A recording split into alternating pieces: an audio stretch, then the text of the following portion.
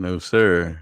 Mine is in my office too. Let me go take a. It's when you have gig speed and you get like 60 down. You're like, what? What the heck? Yeah, that's the problem. Yep. All right, what's up, everyone? We alive. Welcome back to BRAP. Sorry, we're a few minutes late. We're talking about network-related issues. Forte was took off his shirt. Was showing us his T-shirt under his shirt. What are you doing, Forte? Sir. Okay. Oh my! Is he? What is he doing? Sir, oh boy! Start the intro. All right. So on that note, we're gonna go officially start the show. So, right now.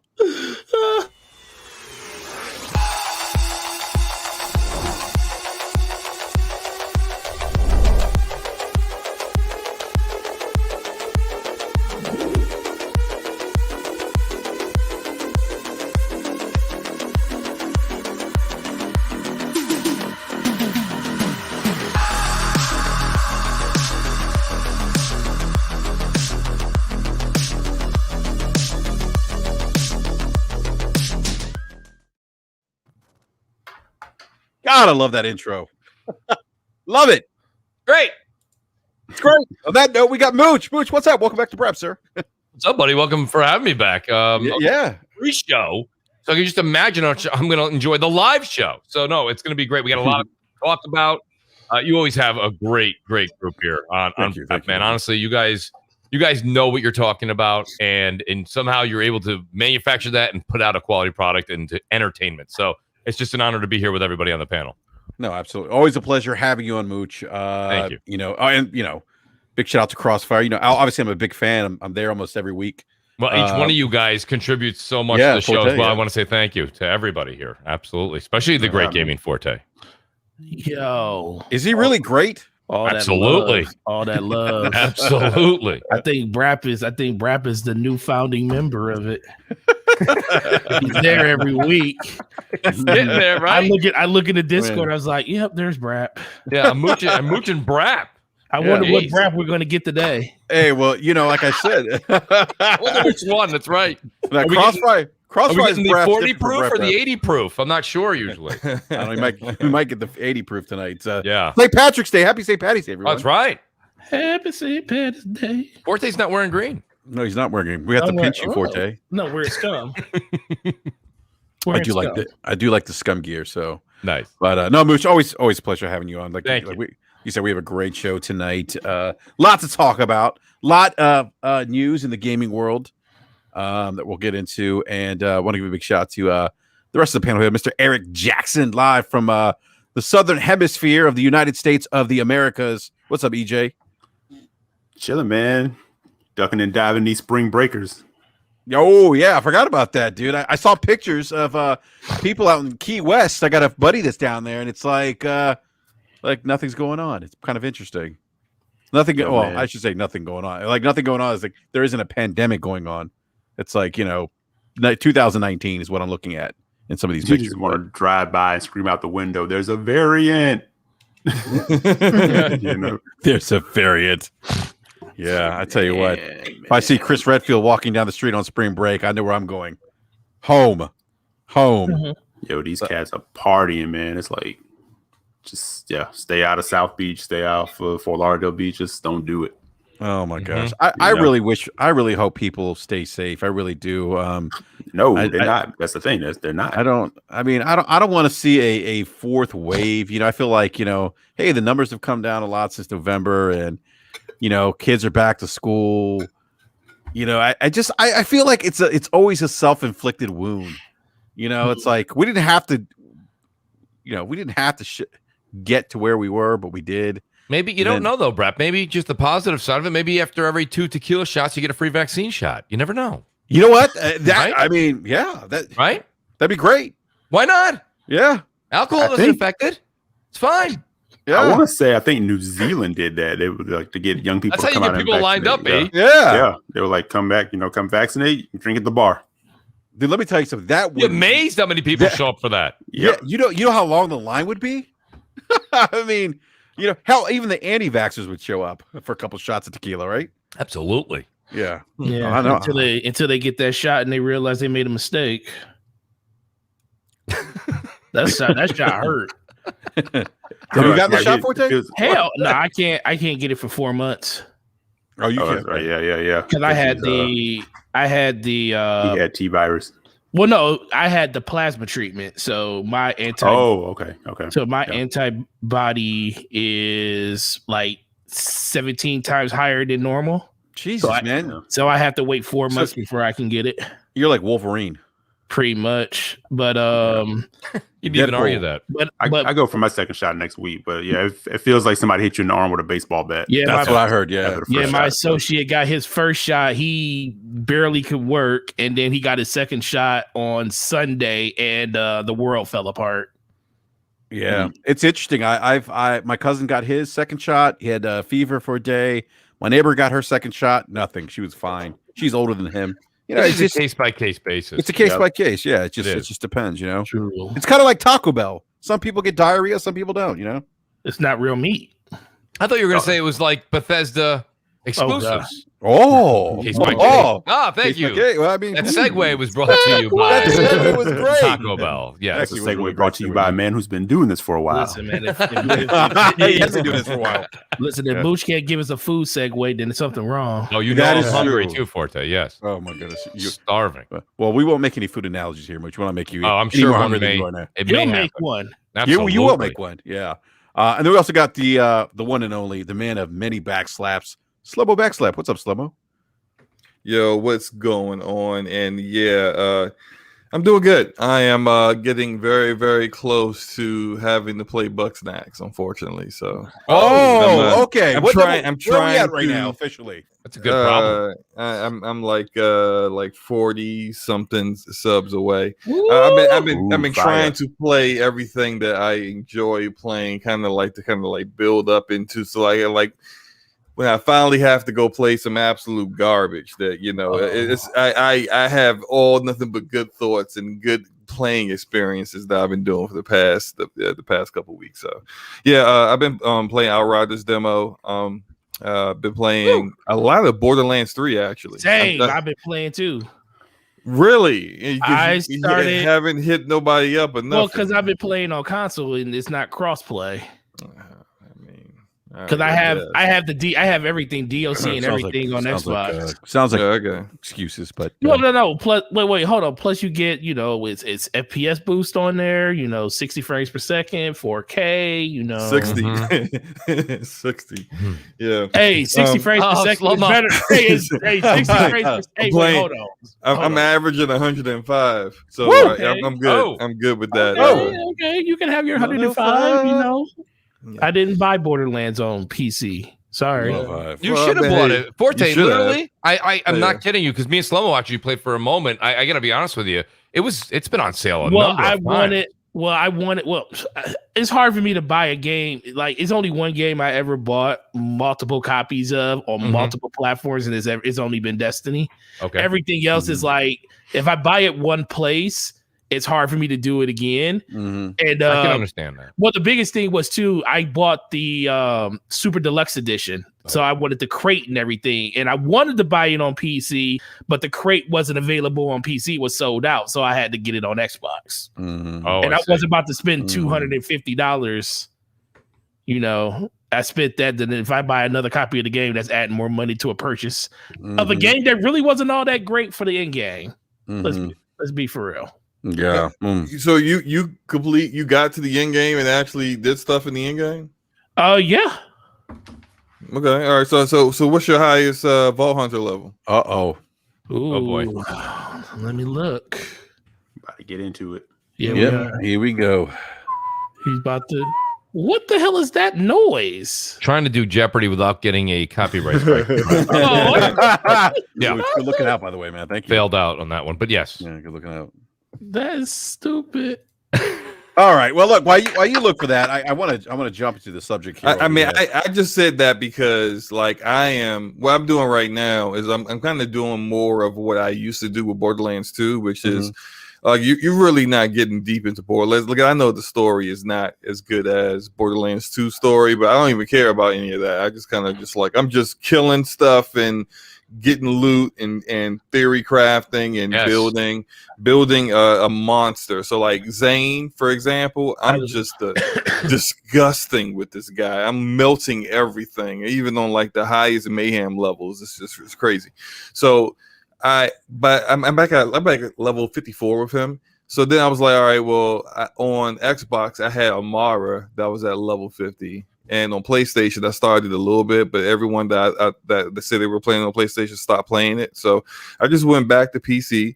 Now I got no problem buying this game on 4 different platforms.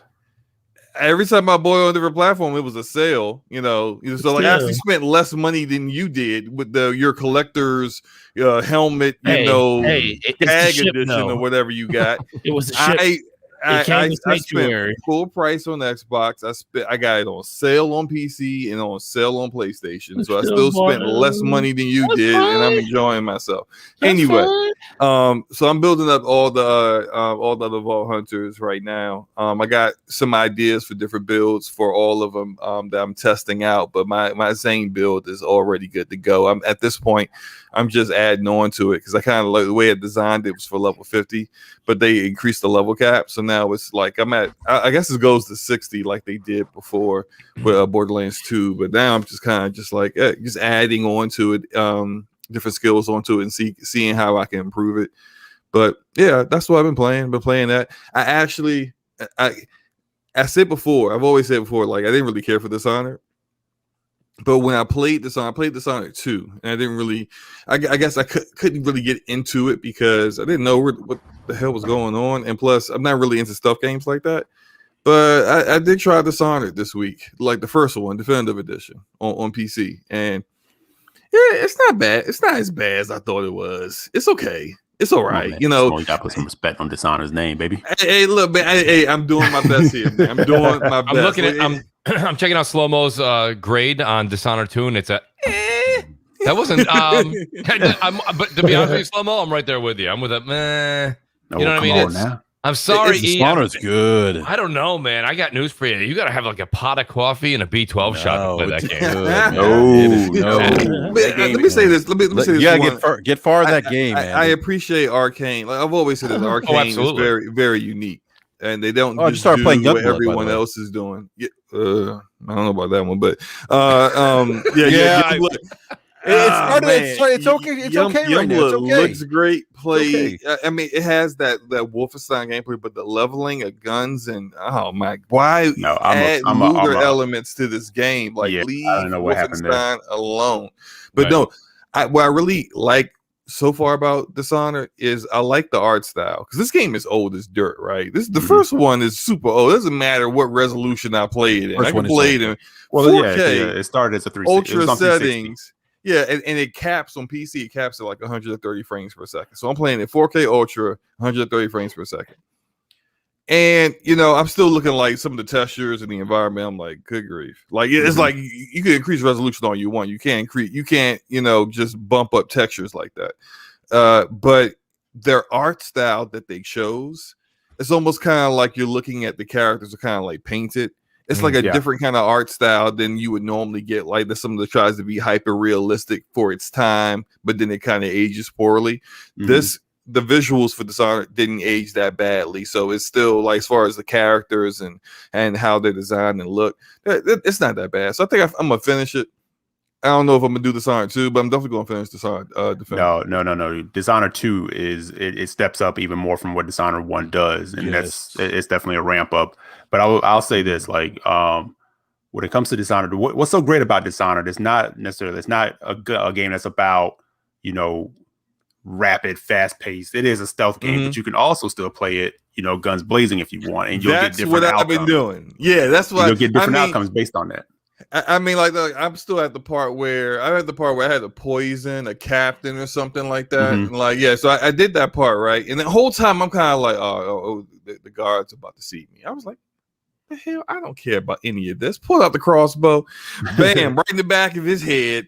Pulled out the pistol, bow, cutting people. I'm like, yeah, okay, I'm just gonna go guns blazing destroy everybody in here. And then of course I get to the end and the boat dude's all like, "You're a great assassin." I'm like, shit, I'm a great hitman. I just ran through this place. There's dead bodies everywhere. But I mean, like, I'm not into stuff. So as long as like there is a method of doing it that suits my play style, I'm good. Yeah, but see, that's the thing too. Is like if you really dig into like what Dishonored is doing, it's like it gives you so much different choice, like between the powers or the weapons, however you kind of want to go about it, right? So like, you know, so yeah, you play it stealthy, but if you start to infuse and mix the powers into it, it changes the way that you go about doing stealth. And then the ways that you attack the targets, like you can choose fate's worse than death, pretty much. And, you know, but, you know, you don't exactly kill them. And then that will give you a different outcome, because based on what you do throughout the game, your reaction with Sam at the end of the game, the boatman, is completely different. Like he sees you as a great man in the way that you kind of handle things, you know, diplomatically, whatever, or he kind of shuns you sort of like, yo, you're kind of a scumbag for the way that you did that. Like I thought you were going to be better than like the rest, and you ended up. I already see where he going to choose me, because like there's that part where you got to poison the dude, right? And you have to show some woman comes up to you, she's like, hey, look, my uncle works for that guy. Don't poison my uncle, okay? Leave him alone. He's a good man, okay? He ain't like the rest of them bastards. I said, okay, all right, I'll think about that. I get there and I'm sitting and I'm like, right before they come in the room, I got the choice. I can poison the captain's glass. I can poison the captain and the uncle. I can just poison the uncle. I said, you know what? She said he a good dude, but I don't know this dude. I poisoned both of it, right? So I crawled under the table and I just waited for them to drink, and I was just like, yep, there we go. Got up, you know, people freaked out, so I just killed everybody that showed up. And then, you know, and then of course I go back to her. She's like, how could you? And I'm just like, yeah, well, I mean, all right. But no, you know who I was. You know who I was, lady. Come on. So I mean, I can already tell the boatman gonna be like, yeah, you're a trash human being. You playing this shit like Hitman, man, like literally. Because I've played through Dishonored and, you know, both like play styles, you know, over the different times I played it or whatever. And yeah, it's completely different based on what you like decide to do.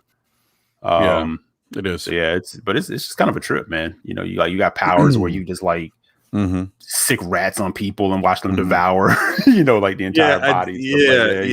I've seen some of that. Like I don't have around, that ability you know? yet, you know, and like, and part of the fun of it is like, you know, the ability to like, you know, to teleport and flash to like different area points or whatever. That's a part of, you know, your combat. That teleporting, yeah. So I mean, you can choose to use that in a stealthy way, or you can use it as an assassin, you know. Yeah, they added that into Deathloop as one of the main characters' abilities in Deathloop. And I saw an interview with I can't remember the guys, like the lead director for Deathloop was being interviewed about it. They asked him like, why did you include some of the abilities from Dishonored? And he said he wanted people to kind of their long-term Arcane fans to feel something that was familiar, as well as dealing with a lot of the new things, because like the gunplay in Deathloop is definitely something that's not what you would typically see with Arcane. Because if you play Prey is, you know, you spray the gook at the freaky looking monster, and then you pull out a wrench or something and you beat it to death. That's Prey, you know, and the guns and weapons in Dishonored aren't for you to be like, you know, zoom and shoot, basically, you know, aim down sights, you know, shooting people away. But like that's what Deathloop is adding to it, as well as all the other things that they normally have in their game. So I guess my enthusiasm and interest in Deathloop kind of preceded me kind of like going back and giving Dishonored another shot. So it's definitely like as a Dishonored stan, I would say that's the first thing I noticed. I was like, there's definitely the DNA of Dishonored, like all throughout that trailer and all throughout the things that they've been showing. But you're right. It seems like this is going to be that time that maybe some of the gunplay things that they learned messing around with Wolfenstein is definitely finding its way into Deathloop. Well, Neil Wise in the chat, he said what you guys are kind of alluding to. He said it way up too, and I agree with him. Deathloop is what I thought, you know, what I'm thinking Dishonored always should have been. It's a little bit of all of that combined with a fast-paced action, which, again, like he said a number of times, you can play the game in either retrospect. I played the original Dishonored for a good amount. I couldn't finish it. It just wasn't my bag. But in all honesty, like I want that. I want the abilities. I want that great story, but I want it designed with fast-paced action in mind. Right. And I think Deathloop will do that. Deathloop will also let you do some stealth, but I think for the most part, it's fast-paced action. What it's built for. See, and I find that's interesting. I hear you say that because you know what's funny? When I went back to play BioShock Infinite, I swore I was hitting like everything I could on Google. I was like, hold on a minute, I'm feeling so much Arcane in this. This is like crazy. Like, the people who work at Arcane go over? I know. I'm like, they did some of that. Yeah, there's a lot of that. But BioShock is a lot some devs there. Yeah, I was just saying the speed in BioShock, especially BioShock Infinite, is definitely ramped up, and that was one of the critiques back in the day. Remember, because BioShock. We could do an entire podcast on BioShock Infinite. I've smothered that game. I love it. It's so great. But people hated it. Certain people, certain camps, they thought that it was, first of all, for the story, it did kind of go off a bit, and it bothers the people. But on the other point is it took you out of that Rapture feeling, right? It took you out of that element where Rapture, you were a little bit more conservative with ammo. You still were a bit in BioShock, but you know what I mean? Anyone who's played the two know what I'm talking about. I thought ammo was much, much harder to come across in Rapture and in the first BioShock. I don't even, 100%. I mean, there was no disrespect to BioShock 2, but Ken Levine wasn't involved, and I beat it. I went through it because I thought it was my due diligence. But in all honesty, for me, it goes BioShock 1, it goes Infinite, and then it goes 2. But BioShock Infinite definitely pushes the envelope on fast-paced action, and they throw you more ammo. They give you that predicament a little bit more often in the game. So I don't know. Myself personally, I know what you mean by a little bit of that Arcane was there, and I'm hoping Arcane can really shine with Deathloop. But at the same point, I'm a big fan of Prey. So here, you're getting all sides of Mooch here, because you're thinking, wait a minute, he doesn't like Dishonored, but he's looking forward to Deathloop, but he likes Prey. Yeah, I'm all over the place with Arcane. I mean, but that's how diverse their games are, if you think about it. Right. But no, I definitely agree. There's something Neo out there in the chat about it looks Slow-Mo is now playing Borderlands 3. Huh? Yeah, that's what just popped up on my Steam notification. Oh wow, that's weird. I don't know what that happened. Oh wow, Slow-Mo is multitasking. How that happened? Hey, look, see, if you didn't say that, publicly, no one would have ever known, man. Because look, I'm on my podcast game. I'm telling you, I'm Jordan in the paint. Go down beside. No, I was going to say was I saw Neo Wise. I said in the chat that it looks like the teleport that they added to Deathloop does not have a cooldown. And if you look at, like, if you see some of the gameplay and some of the clips of the gunplay and the combat parts, there's so many enemies on screen. It's very different than, say, with like Dishonored, where you'll have a certain section and it's like 2 or 3 enemies, unless you decide to get loud, and then you'll get more, but it's never like overwhelming. Whereas Deathloop, well, I've seen, it's like people, they all got guns, and there are people shooting at you from like all different directions. So if it not having a cooldown makes sense to me, because you need to be able to be pretty mobile. You need to move to different areas very quickly. And just being, having good gunplay can only do so much for you. If you end up just getting overwhelmed with bullets as everyone's shooting you down, because although it's a little bit more of a shooter, it definitely looks like a game that you can die easily in. Yep. Well, let's get into the meat and potatoes, as they say, of the show. So hopefully that make you more hungry, Mooch. I said meat. Absolutely. Anyhow, all right.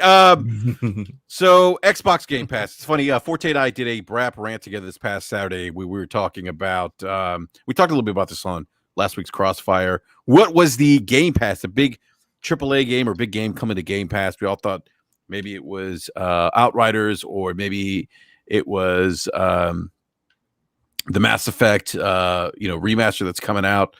And it so happens to be, and Forte, I was convinced after our conversation on Saturday, based on what you told me, the ending of that game, Forte, I was like, I think I was in great. I agreed with you that, yeah, it was going to be Outriders. And now that's official. Outriders is coming to Game Pass, day and date.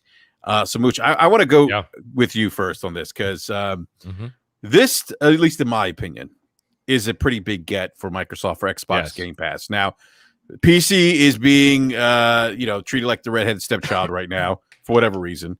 So that game is not going to be available on Game Pass. I have a theory on that, but it will be coming to Xbox platforms on Xbox Game Pass. And again, in my opinion, I think this is a big get. Mooch, do you think is this a big get for Game Pass? And is this kind of what we're going to see moving forward? That Microsoft can in fact get new IPs from third-party developers on Game Pass day and date, and if they can, how much of a game changer is that for them? And I'll even throw this last question in there: does Sony even need to respond? And if they do, how should they respond? Well, no, those three questions all kind of go together. But to be honest with you, let's kind of break it down. I've said this since Game Pass was a thing, and I think the great Gaming Forte will back me up on this. I've been saying, in order for Game Pass to truly come into its own, if you will, it needs day and date participation from third-party games. And I was even as far, you guys remember, because I was playing The Evil Within, I was playing games that were of that caliber, and I said, these games need to go in. I knew GTA 6 wasn't going to go in there day and date, but I said, you have to have these third-party games that are maybe right on the cuff of being something big, or just about the ability to reach that big landscape, and put them in there. This game is that game. And for multiple reasons. Right now, you've got in the entire month of April, at least up until Returnal comes out, that belongs to this game and this game alone. So anyone that's thirsty, really wants that new game, that new IP to play, this game is perfect for you. And if you have Game Pass, you're going to enjoy it. If you don't have Game Pass, you're going to get Game Pass for this. This is what I've been saying. That's what needs to be there. There has to be fill in the gaps between the first party. I understand they've got 23 first party studios now, but we all know we've gone down this train. We're not going to go down this one again. Those companies need their time. We're still spaced out. We're looking at possibly only Halo coming out from first party this year. Okay. If that's the case, nobody wants to wait till November. And I'm very excited. I think it's great that Bethesda threw those 20 games in there this week. That's great. It really is. But those are games that you either already played, decided you didn't want to play, bought them on sale 1,000 times over. Again, I call the great Gaming Forte to the stand. Okay, he sells a number of those games, and a lot of them are under $20 all year long at GameStop. So those games are great to have there. That bolsters, right? That just bolsters your library of games that Microsoft has promised. But it's games like Outriders that defines what Game Pass can probably be moving forward. Get a couple of those great games that are, AAA type of games that are not necessarily going to sell so well, but they will do outstanding in a subscription-based service like this. So I'm extremely excited for this because I'm not going to sit here and say I've done as much as Slow-Mo. I've got all my characters up to about level 5 or level 6 now. I've got 4 characters on Xbox. I've got 3 or 4 on PlayStation now. I'm going through. I'm going to try and just keep just farming and doing as much as I can. I really enjoy Outriders. And will Outriders get boring after 30 days? Maybe it will. I can't speak to that yet. But that game right there is going to satisfy everybody's thirst right now in wanting a new IP. So they're going to have it. They've been paying for it, whether it's somebody like myself that's got in from the dollar deal from day one, or it's somebody that just paid $10 5 minutes ago for the month. They're going to enjoy that game. Secondly, and if I'm skipping a question here, BRAP, let me know, because you pulled a back to school on me with Rodney Dangerfield. Like, I have one question, I like that. in 27 parts. Right. So I'm going to go ahead and answer number 3. Like to break him in 27 parts. Right. I'm like to break him. Yes, he is right on with the analogy. Awesome. But my point being is this: do I think Sony needs to respond? I think they are responding. But I don't know if it's getting the publicity or if it's getting the airtime. And we'll talk about that later on. I think you're referring to are you referring to Jade Raymond? Is that what you're referring to? No, I'm not. Oh, okay. No, okay, I'm referring to the fact that if you look at the caliber of games you're getting in PS Plus every month, gotcha. Not to mention what they offered. And don't get me wrong, there are 10 games that maybe a lot of people, I personally saw the 10, 12 games for the play at home that they're running that they gave Ratchet and Clank. They're giving Horizon Zero Dawn, and then they threw in a bunch of other games like The Witness and a lot of VR games. all I'm saying here is this, and you guys know my stance on those types of games. I'm not excited about those games, particularly myself, but those are games that they're throwing out there for you to just have. You don't even have to have PS Plus to get those games they mentioned today and stay home, the stay home program. Yeah, you lock them in, they're yours. You log in, they're yours. So when you look at Game Pass and you look at all the games that are in there, a lot of them, outside of the Bethesda ones that have gotten a lot of attention, rightfully so this week, and Outriders, a lot of them are 360 games, indie games, smaller games, for the most part. So this is their way of doing that. And I think they're going to continue to have high caliber PS Plus games. I think that they're going to continue to do the stay-at-home thing for a while or call it something else and give games away throughout the year. And I think the third thing that we don't know, none of us, myself included, was Jim Ryan was very vocal when he came on the air, what was it, 2 months ago, maybe 2.5 months ago, and he said, we are doing something big with PS Now. It'll be something that we discuss in future events. So they're working on something. What that is going to be, no, it's not going to be day and date The Last of Us 3. Okay, it's not going to be that in there. But I don't see that. They could do things to rival some of the other services that Game Pass offers. Think about it. Outside of their first party, if Microsoft goes and gets a game and throws it in there, they can either maybe match that game if it's not on contract, or they can go get another third-party game day and date and throw it in the PS Now. So there's ways that they're going to try and probably revamp things and do things like that. So I think Sony is responding and still will respond. They have to do something. And then, of course, I won't do it because you have the segment for later, but there is also the way that Sony's attacking talent and studios is much different. I'm not going to say it's better or worse. I'm just going to say it's different than what Microsoft's doing with what they did with like the ZeniMax deal. Yeah, that's a great point, Mooch. I want to get this super chat real quick from the great Marty Bison with the $25 super chat. Says shenanigans. I can't even talk today. Shenanigans. Thank you. That is all. Thank you. Appreciate that, Marty Bison. And clearly, BRAP cannot talk today. No, great points, Mooch. And I'll say this. This is kind of what Forte and I were discussing this past Saturday. This game really makes sense, right? Because it's one of those games that really relies on engagement. It relies on people, getting like people's eyes being on this game, wanting to play this game, and there's a real opportunity for this game to get its hooks into a lot of people, because now it's I'm not going to say that it's free, but essentially you're not paying $70 for it, right? I mean, if you're locked in a Game Pass, you're probably more likely to try this game out now, or maybe you weren't looking at Game Pass. Right. I was looking at buying this game on PC and spending $60, and I'm not doing that now. Why would I? Right. I can get it on the Series X, part of Game Pass. So it's a win-win for both parties. I think it's a win-win for Square Enix in the sense that now you potentially get more eyes on this game. People don't have to take that, I guess, financial risk of putting down $60, $70 on this game to see whether or not they like it. They could just try it in Game Pass now, right? And maybe this game takes off because of that.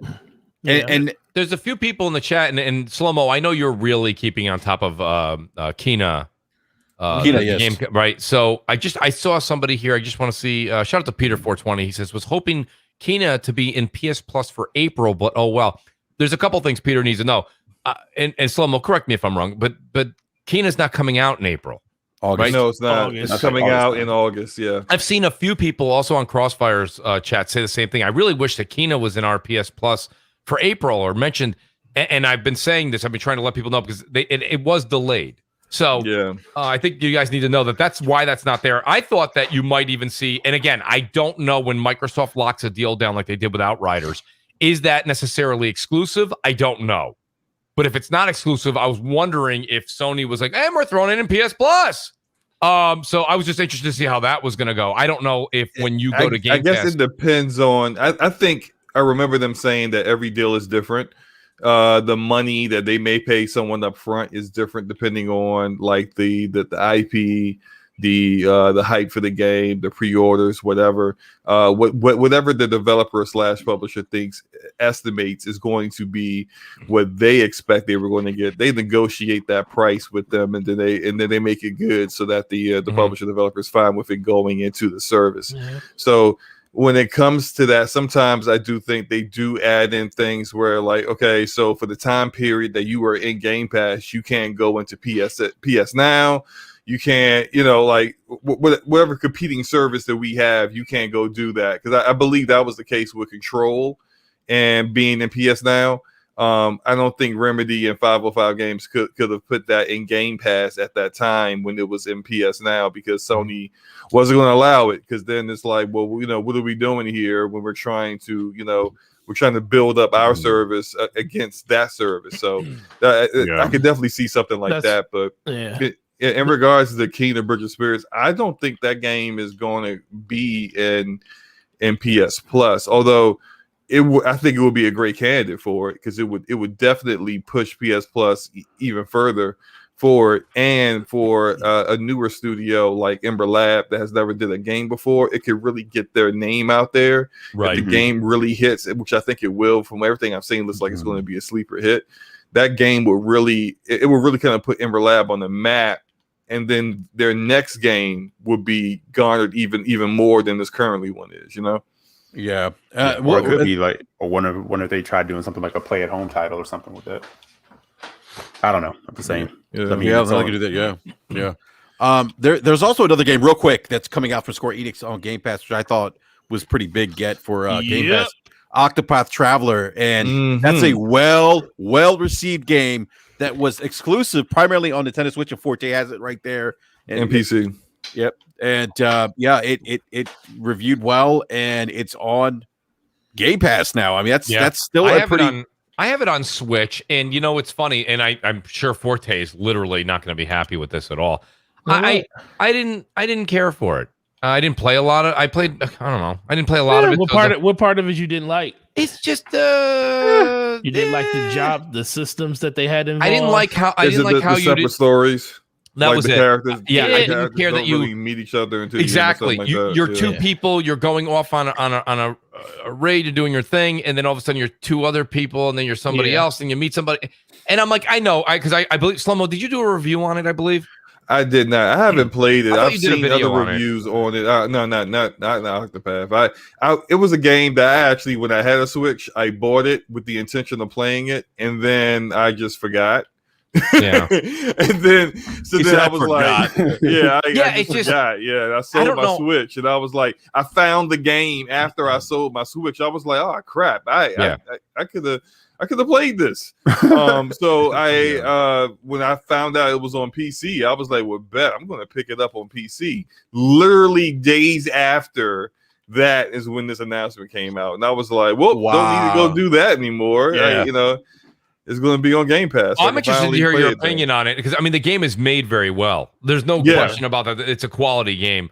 I just myself personally, I didn't get roped into it. Like, I actually, believe it or not, I just recently bought on the PlayStation sale the what was it there? Final Fantasy, the original Final Fantasy that was done for PS4.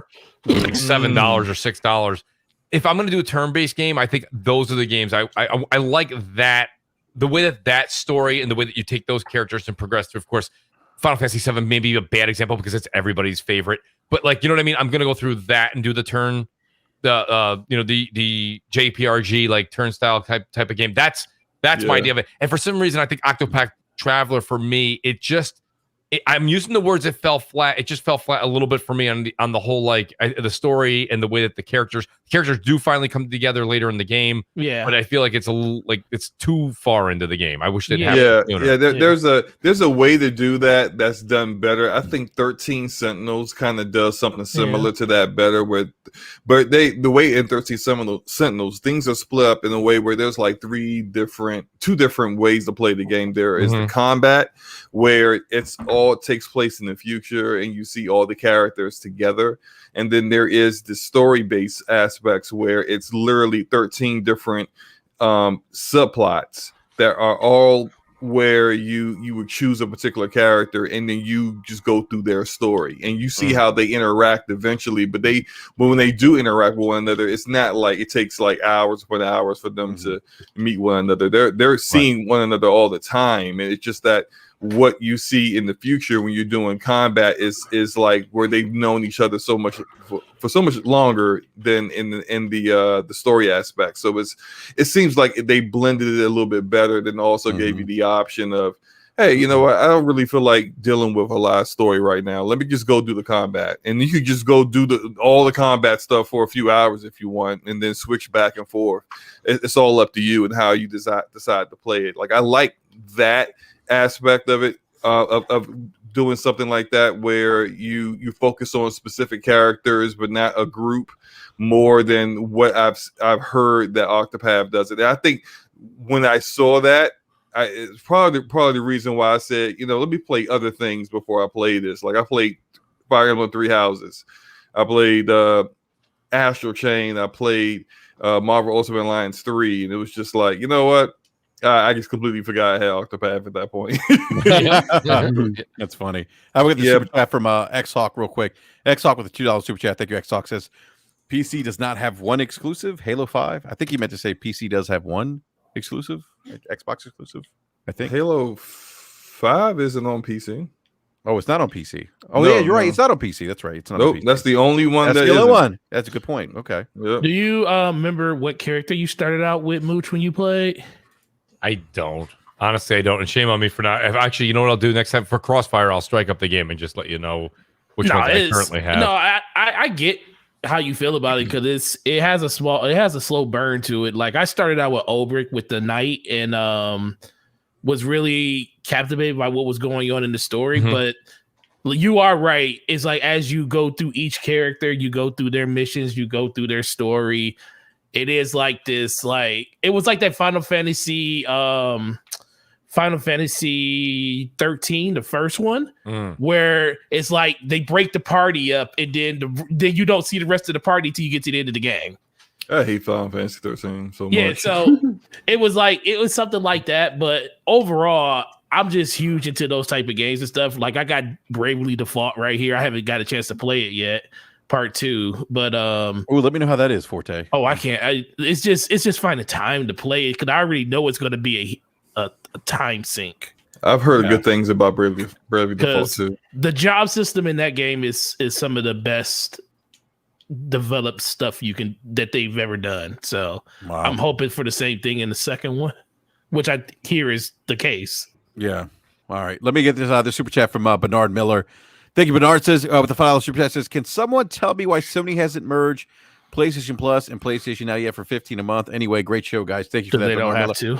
Yeah, they don't have to right now. Maybe they will in the future. I don't know. What do you guys think? Is that something they do in the future? I think that's something people have been talking about for years. But yeah, maybe down the road. I mean, that always seems to be the answer, even over the last few years. Maybe down the road. They're just not ready to give up the revenue that's guaranteed from PlayStation Plus. It's a good point. Versus anything else. We talking about Microsoft was willing to do it because they have a stupid war chest. PlayStation kind of sits on a pedestal with PlayStation, with PSN. It's a lot of people that subscribe to that service that normally wouldn't have had it before. Yeah, that's a great point. Say I can't pronounce this. Never pronounce his name. Sayno.com with the $3 super chat. It says Xbox are now Game Passers as per the achievements. Thank you for that super chat, sir. Well, that's the main reason why I want to play Octopath again, because it's one of those games that when you do beat it, it's so satisfying to beat the game. But then you look at the Nintendo platform, it's like there's no achievements. Yeah, I was just gonna say I might actually strike it up again on Xbox. So I'm gonna do it on Xbox just to get the achievements in. Yeah. By the way, Nintendo they could have the best achievement system where, like, when you get an achievement, like the Mario coin pops up. You know that sound. I forget what the sound is. You guys know what I'm talking about. That. Yes, absolutely. Yeah. So I don't know why they don't do that. We've been saying this for such a long time, and I think Nintendo. That's why it's so funny. It's like, how's Sony going to respond? And you had a great tweet earlier. I think, how's Sony going to respond? How's Xbox responding to each other? And it's Nintendo's like, no, Nintendo's out to lunch. They don't give a shit. No, they are. They're just making money. It's like they're trying to take the competitive nature out of their platform in general. Like outside of games like Splatoon or Mario Kart, is really no competitive aspect to their system. And I think achievements would bring that. And I don't know, maybe they just try to not have that as a part of it. But I think it's crazy because people would actually pick up some games. Like maybe you would go out and pick up a Wolfenstein or something, or a Doom on your Switch to play it on the go if you know you can get achievements, because then you could actually show that stuff off. That's the whole thing. And I mean, it's speaking of things, games that didn't even realize that, or companies that don't realize that. That's the thing. When you look at what's going on, right? It doesn't matter if we're talking about achievements or trophies or anything like that, or you're talking about something just in game. And we've had this conversation a bunch of times on Crossfire. You guys know this. Like tomorrow is the big Hawkeye and the big resolution bump for Marvel's Avengers game on all the consoles. And like myself personally, I'm going to go back and try it out for a bit. I'm going to go back and try it out, see what the big upgrade's all about, and see the characters. But the biggest flaw with that game is not allowing us to show off the loot you acquire. And it's one thing when you get it pads your stats. That's great. But if anybody's watching it or you're showing somebody, I still see people every day on Twitter showing off their Destiny gun. Maybe it's because I follow a lot of Destiny people, but that's fine. But I see a gun, I see gear, I see new things that are coming out, and it's things that you can show off. And when it goes, and I shouldn't really parlay the achievements trophies into Avengers / Destiny, but realistically, it all comes down to the same mind thought, and that is, but that's like how looters are. Off, period. Right? That's how all looters are. That's a part of a looter is being able to brag about what you grinded to get, being able to show off what you have. Not having that. I mean, look at Warframe. Warframe, they call it fashion frame. In the Warframe community, where you got community members who actually design different skins and different things in the game, and the developer Digital Extremes actually goes out there. Sorry, I mean I must be boring Forte because he just yawned and all. Oh no, that's no. If that was the case, I wouldn't do a 2.5-hour podcast with you every Thursday. Okay. Digital Extremes, they reward the community members for doing things like that. You even see it, I mean, to a lesser extent with the Division, where people would show off the things they got, the different builds they have, the weapons that they have. You got none of that in the Avengers. And for them to like fall back on where it's an aesthetic thing. It's we didn't want people to feel like this isn't what the Hulk looks like. I'm sorry, but you put a spine implant on the Hulk, right? Like I'm pretty sure I would have taken the Hulk having on some kind of harness or something that was like had a different look than other harnesses, than a spine implant that you can't see. Just like what is that? Like that was a terrible idea. They must have never seen World Breaker Hulk before. I'm fairly certain they haven't. They don't know what World Breaker Hulk is, period. But yeah, I'm not going back to Avengers. I'm done. They can I don't think I'll have much time into it, but to be honest with you, I'll go check it out just to see the upgrade. But then again, I have it on PC, so I don't know. Like I said, I have it on. Y'all gonna play a Spider-Man? Well, that's the thing. But Spider-Man doesn't come out tomorrow. That's another update. True. Yeah, that's true. Yep. That's crazy. Hey, so I want to go to Eric real quick. Eric, you and I have talked a lot about like Microsoft kind of being ahead of the puck, right? Mm-hmm. And to me, that this move kind of speaks to that a little bit with regards to Game Pass. Do you think that this is kind of what we're going to see from them in the future in terms of locking down like newer, AAA IPs day and date? Like, is this going to be like Mooch said earlier? Like, they gotta. We know about the studio acquisitions. 20 something studios plus. They have Bethesda locked in now.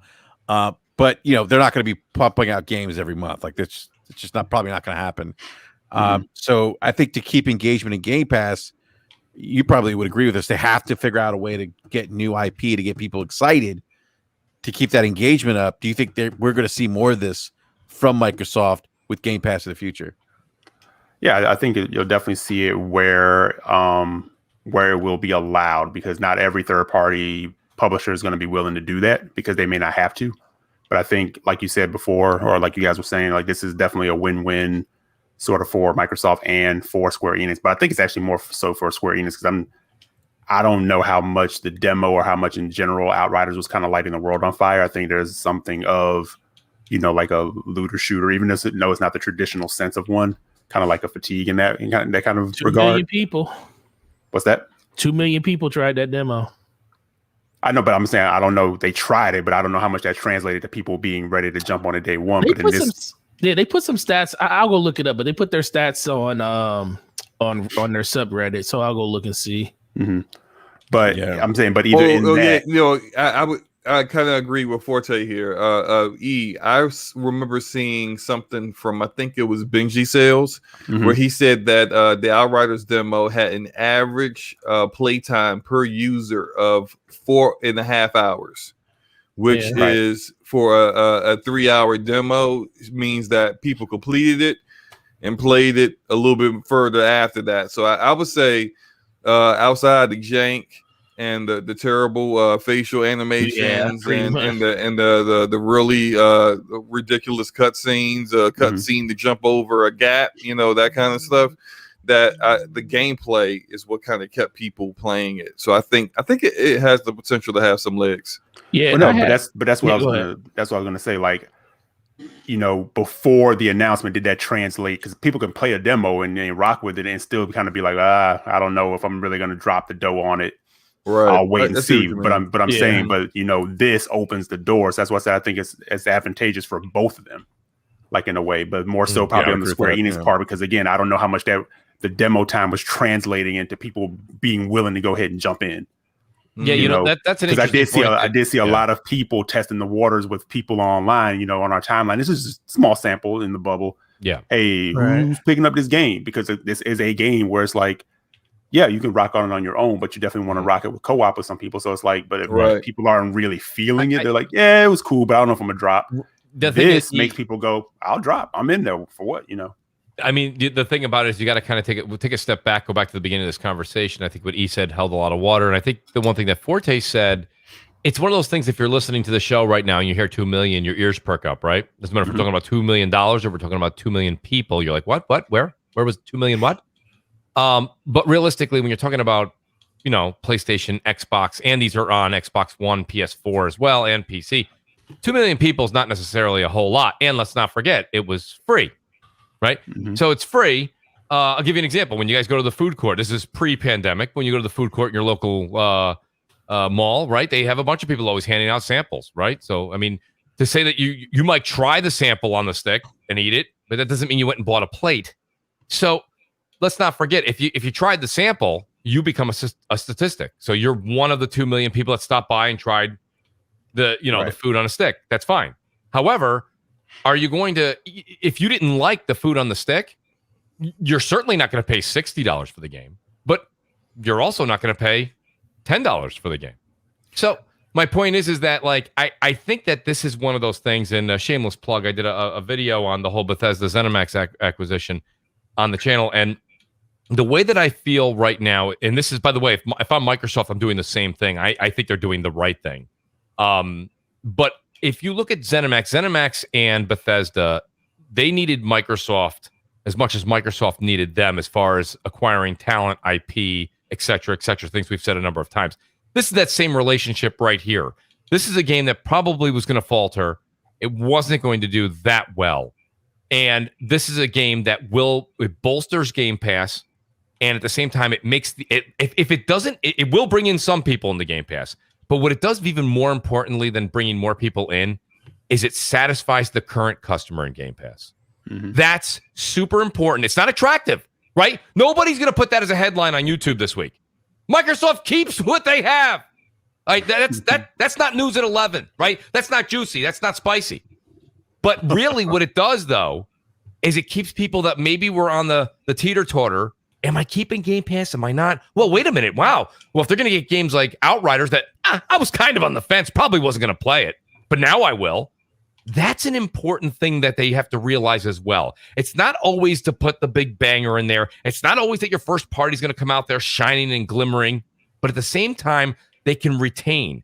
sometimes retaining when you haven't put anything in new that's spectacular in a long time, that's a good thing. So it may not make a headline. People may not do videos on that, right? Mooch says what? They're retaining what they got. But my whole point is that that's the thing. So what I've seen in the past 7 days out of Xbox and Game Pass, I've seen a lot of companies that both really need each other working together. And I think that's a great thing for gamers because it gives us content, it keeps people employed, and it gives Microsoft content. You know what I'm saying? So this is a good thing. It's a Triforce that's working for everybody. But I'm seeing a lot of people, right? I'm saying yes, it is. I was bored. Look at great, you man. guys. You guys were nice all Zelda reference. You guys were all Sega guys. I'm a Nintendo guy growing up. I'm sorry, but that's the truth of the matter. I think that this is what you're seeing happen right now, and I think that's a very good thing. However, I will say there's a lot of people that say, "Well, I don't like Outriders. I didn't like it when I tried it for free." So if they're not going to like it when they played it for free, they're not going to pay the $10 a month for Game Pass as well. Nor are they going to pay the $60. So that's the only thing I want to say there, because what he said and what Forte said are both very true statements. But as you kind of pull them both aside and look down the middle, I think that's what's actually happening.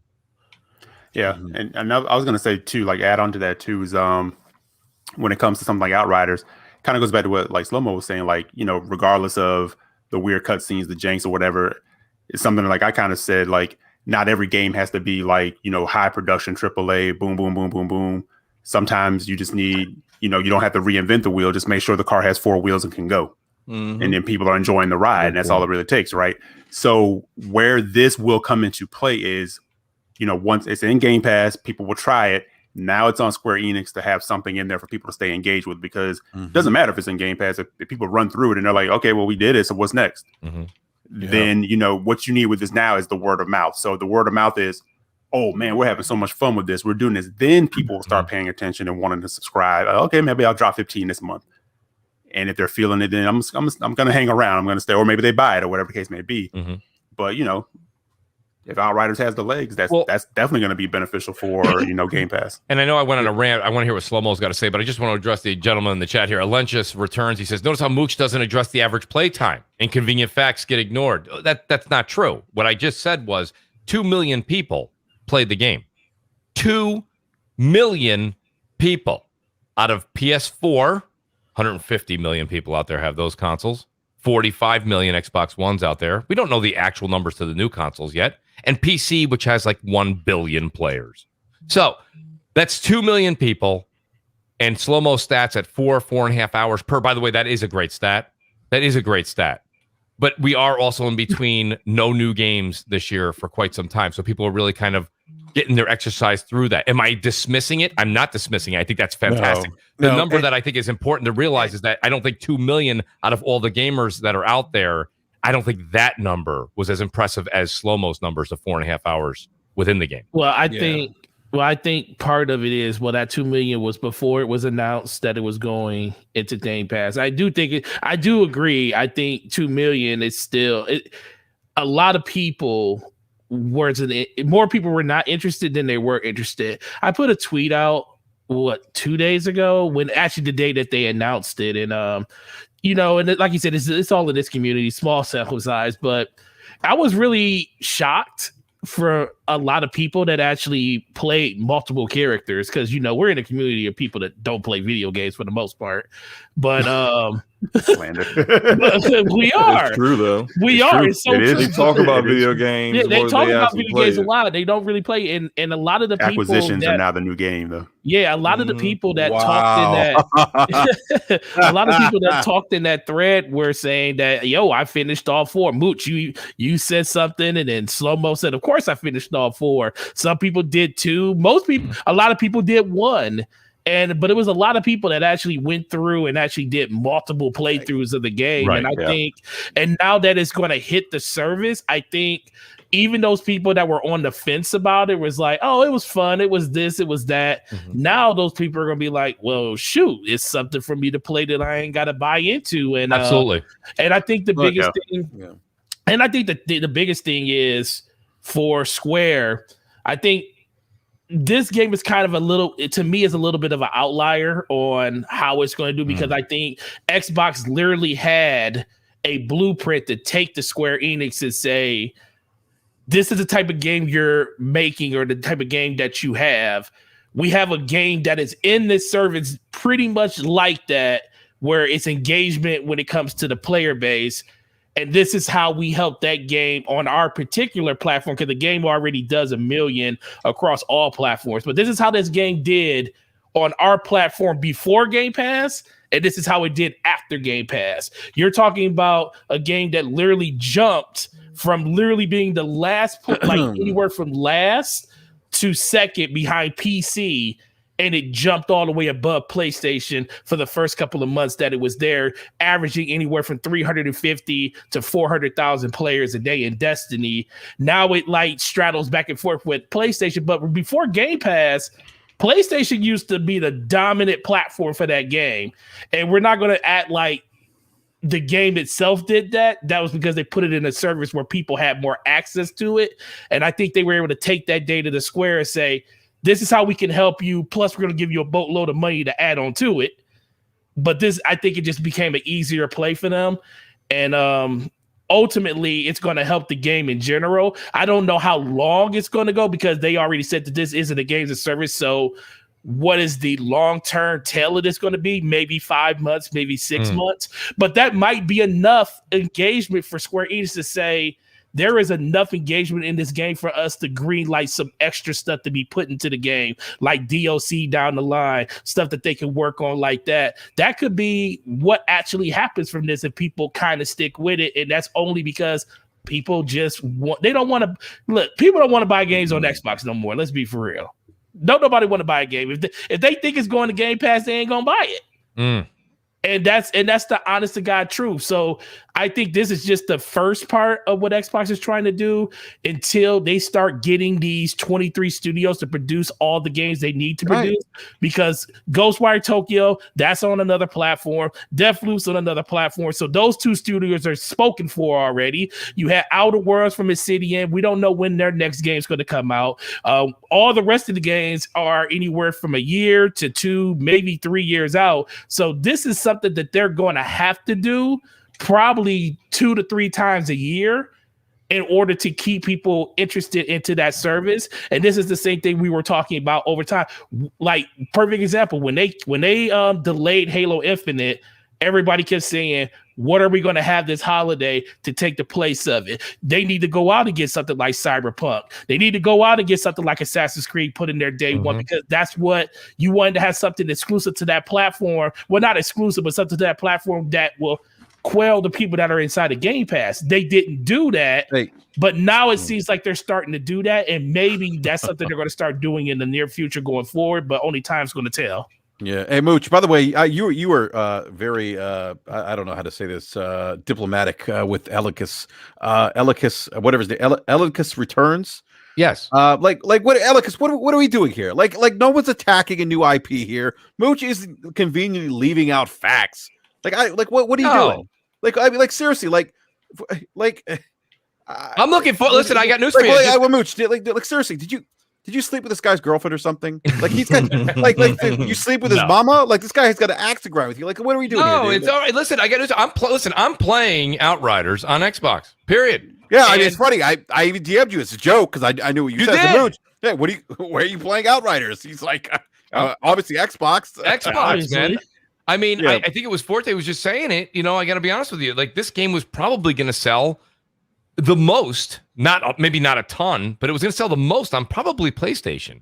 Look, guess what? Now, I mean, well, you know, Forte, I guess I'll pass the baton to you. Oh, well, Mooch, real quick. Oh, go ahead. I don't mean to interrupt you. I got this super chat please. that's been hanging here. Our good friend One Bad Mother with a $5 super chat says, Mr. Forte took advantage of trade-in deal over the weekend at your store.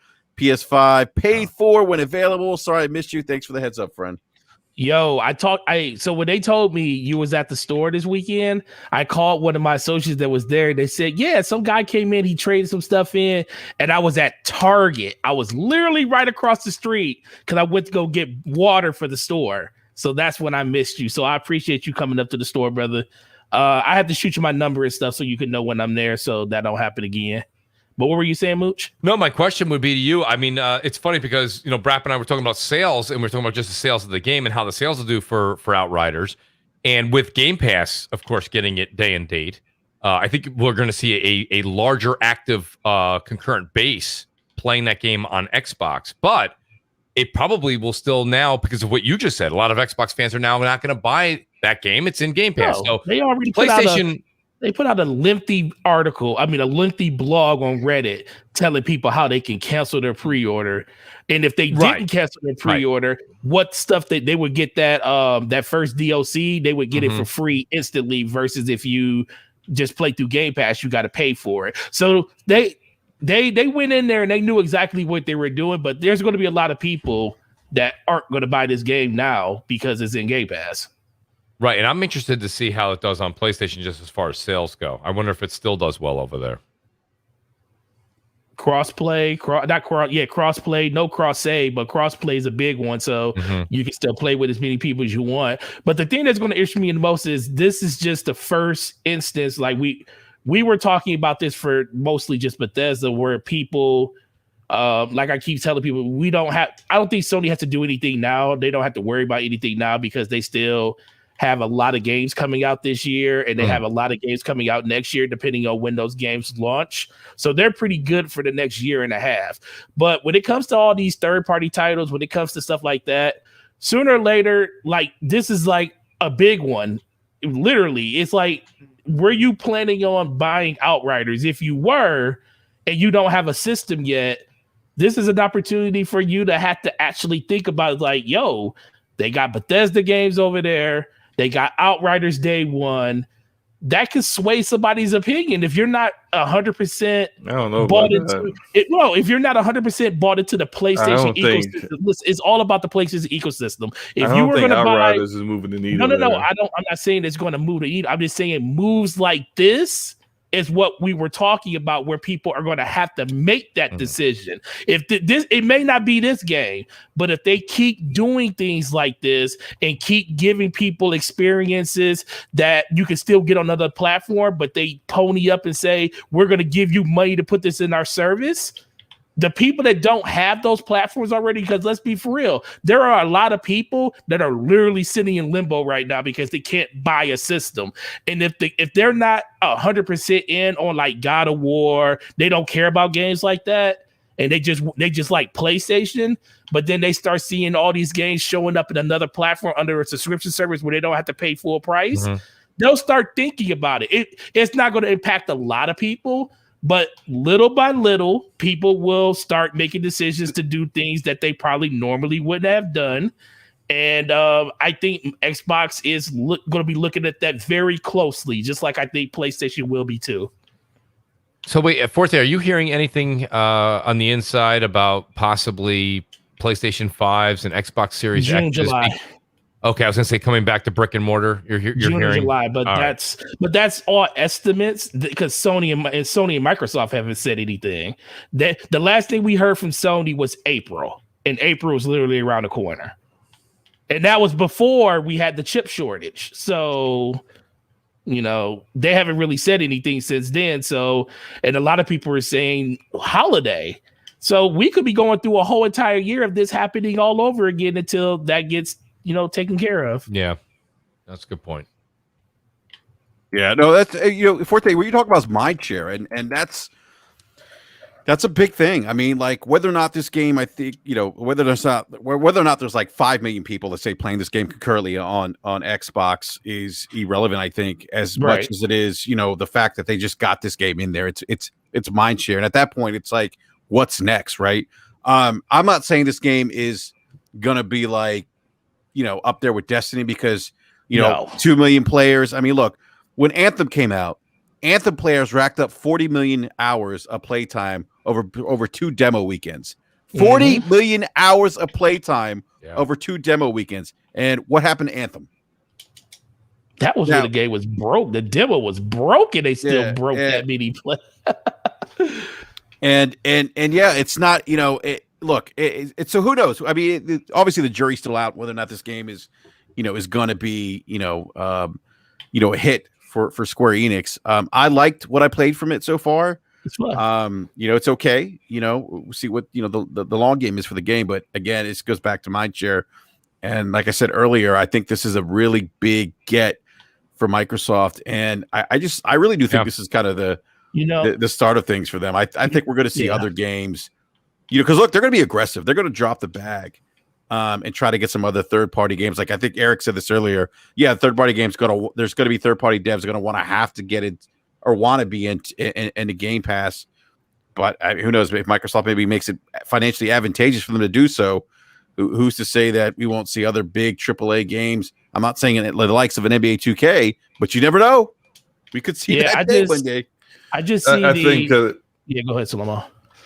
I think what they're looking for is what both Microsoft and Square Enix are looking for is for this game to really take off in Game Pass, as far as not with like actual sales, because if you think about it, the Xbox the Xbox console was going to get the least amount of sales anyway.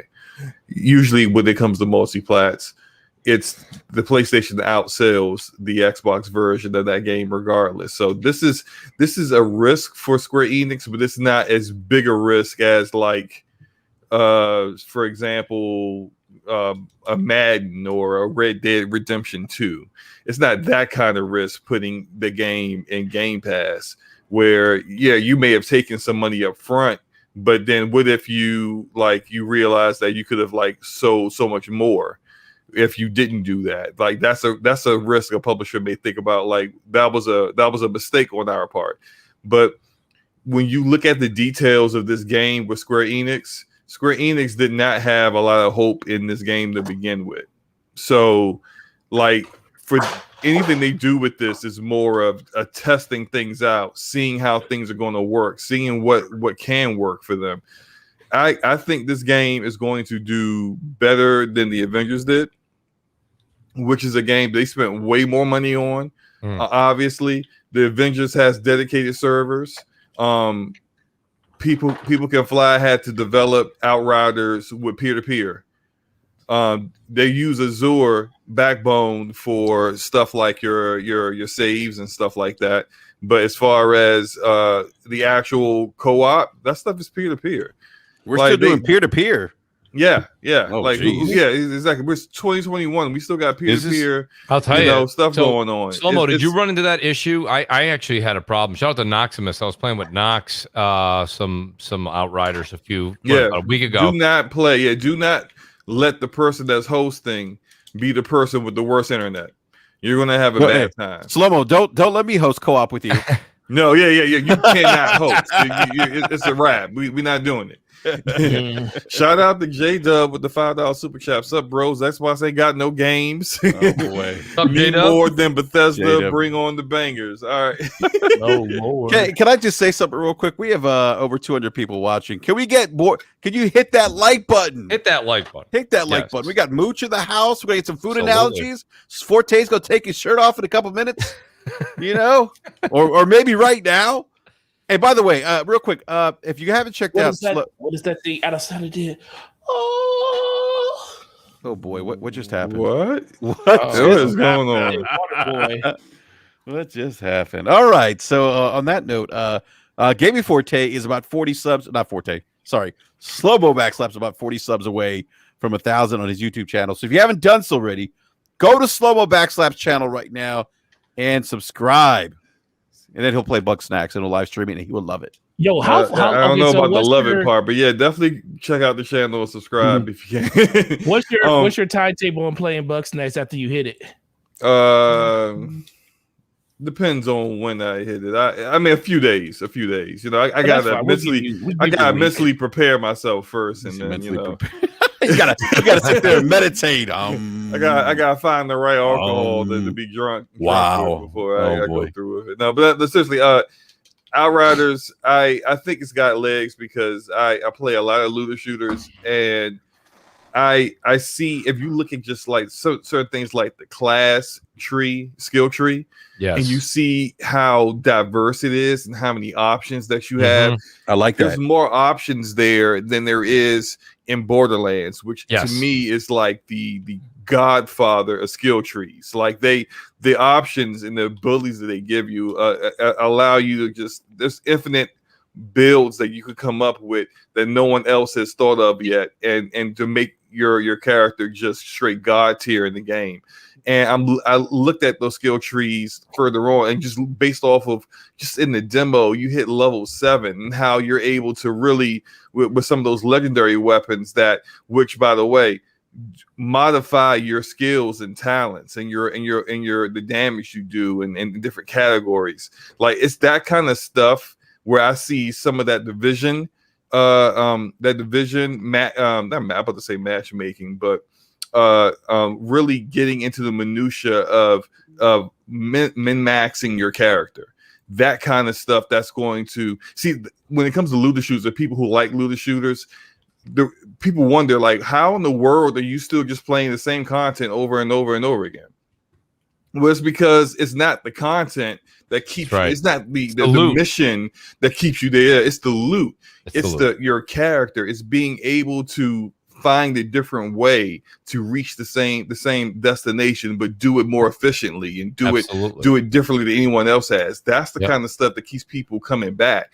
Yes. And when you have that in a game and you really nail it, it doesn't matter how repetitive the content is. It's not about the actual mission that you're doing. It's everything else that's involved in it. And so far what I'm seeing with the game is that, like, that's why I don't care about the visuals and I don't care about the jank, because the gameplay is the reason why I'm there. Now granted, what Forte mentioned was accurate about like further content. Now, this isn't a live service game. They're not doing dailies, not doing weeklies. But they didn't design the content that way. So it's not like in Destiny where you have to do a mission, go back, talk to a dude, then go do something else that involves that mission, and then the dude tells you, "Hey, go in the Crucible," right? Yeah, and turning your homework. Go kill. Do your homework. kill 30 guardians with a your toenail or something, and then then I'll give you this gun. Like, it's not like that. It's not. They don't make content where it's basically stretching it out. They said they didn't want to do that because they didn't like the way that made their game be. So it's like, it's not live service at all. So what they have in there is what's in there. And the 20 expeditions, 15 expeditions that open up in different areas after you complete the main game, that's all you have at that time up into the max level. And then you get to build off of that. So you can do those expeditions as many times as you want, but it's going to allow you to kind of like test out different builds, test out different ways to build up your characters. One of the things that makes the skill class tree, like you were saying, the godfather of all trees in Borderlands, Slow-Mo, is because you can actually revamp that. So you can, and I believe that's the same thing with Outriders. You'll be able to take your skills class and wipe all those out and rebuild. So depending on the excursion you're doing or the enemy you're dealing with, you may want to revamp all of those skill trees. And you can do that. And that's something that keeps the game fresh and renewed as well as the loot. Right. And that they did say that if the game does well, which, I mean, that's pretty vague. We don't know what well means, because like a game doing well to us is the game's good and it's a good game to play. Check it out. And a game doing well to a publisher is it got to sell a certain amount. Those guys generate a certain amount of money. Facts. And some of that will be like whatever Microsoft is paying Square Enix to put it into Game Pass is going to be measured into that. This is the reason why Remedy says that Control was a guaranteed success for them, even though the game sold less than 3 million copies. Well, I mean, they put it on everything. They had exclusive deals on PC for Epic Game Store. It's been in PS Now. It's been in Game Pass. They got a lot of money to put that game on different services. So therefore, you add that all up, and we made the money back that we spent on the game and then some. And so so all that stuff gets added into where the game is a success for that. And so this good that it goes into Game Pass, because as far as People Can Fly goes, this helps them their case in making more content for the game. And I think with the way things are going, if you look at Mooch's analogy about the food court, I look at the amount of hours that people played the game, and I look at that as like the goo who goes up to the guy with the sample guy in the food court, and like, hey, yeah, I'll take that sample, cool. Then he comes back again. Can I get one more? Can I get one more sample? Cool. Then he decides to put on a disguise and go up there and pretend like he wasn't the dude that was up there 2 or 3 more times because he wanted another more. He wants more of that. I just send my kids up there. That's a good one. Go up there and get another one. Look, that's that. Daddy wants someone with that orange chicken from Panda Express. Go get some of that. And I think if you play a game that I don't see people playing this kind of game that doesn't look pretty, doesn't do a lot of the flashy stuff very well. It just plays good. I don't see someone playing that game for 4.5 on average. Okay, so that's an average. That means that there are people who are playing for far, far longer, like me, and other people who decided, yeah, man, I even though there's nothing else for me to do, I'm just gonna keep replaying these missions over and over again and keep, building on the character. So like that's the kind of stuff that you see in looter shooters. That's you're saying those stats are a bit padded. Then you're saying so it's a few. It's much lower than the 2 million, and it's those individuals that are just playing it for no. I'm saying maybe like half of that 2 million is really playing it for far longer, but to do it's a 3-hour demo, and the average is 4.5 hours. That says to me that the half of that is actually out there playing the game consistently after the demo is effectively over. That they're really playing a lot of hours in it. They're really putting a lot. There's a guy that 242 hours. Yeah, 242 hours. And I'm just like, dude, what the heck? Yeah. What is he doing? Dude, you have a job? Like Clearly not. He's definitely farming. He's farming legendaries, which is what the big thing that people are doing. I've done a little bit. I got me a legendary shotgun that when I shoot enemies, and if they don't die off the first shot, which most of the time they do, they levitate in the air and they get split apart. It's freaking awesome. Like it looks amazing. And see, it's like the fact that you got guns that do stuff like that, like that's really going to get people really engaged and committed to playing the game long term. Especially at a time now where the Division 2 ain't got no content coming out until later this year. You got Destiny that isn't really has to have a big expansion right now. They're doing seasons. There is a lull here in that demographic where you can actually put something out and get some people who are looter shooter fans engaged in something that's not quite what they always play. Yeah, I agree with that. Yeah. Real quick, I want to get this super chat from Immortal Black with the $5 super chat. Thank you, Immortal. Says, do you guys think Returnal will be Housemarque's magnum opus? I'll shoot that to you, Mooch. What do you think, man? Well, it's hard for me to answer it and say it's going to be, the best of the best of the best with honors. But I will say this much: it's going to be damn good. I think. I really do. I think a lot of people, and here's the reason. Here we are. April 30th is still a ways away. Let's not pretend it's tomorrow. So it's a bit out, but I think a lot of people kind of went into this game with low expectations, right?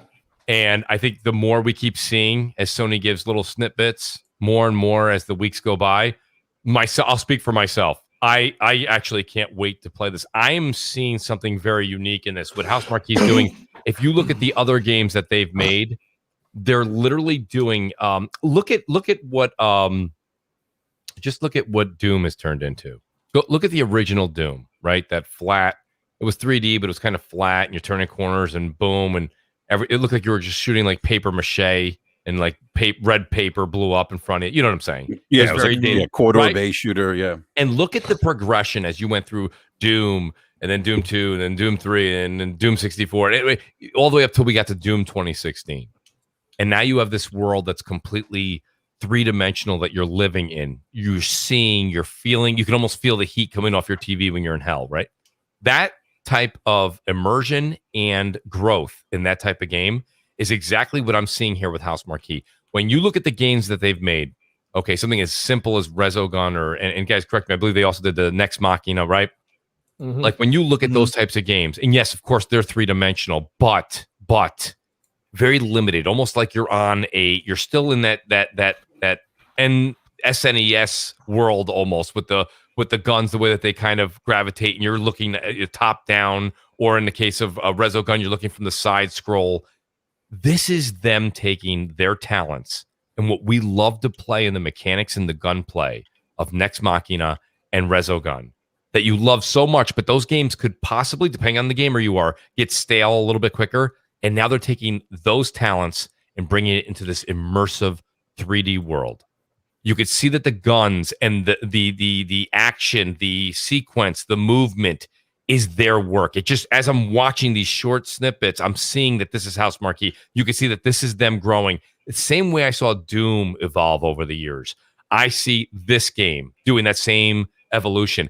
And if you love their type of games, you're going to be absolutely floored by this game. Is it going to be the best game ever you've ever played?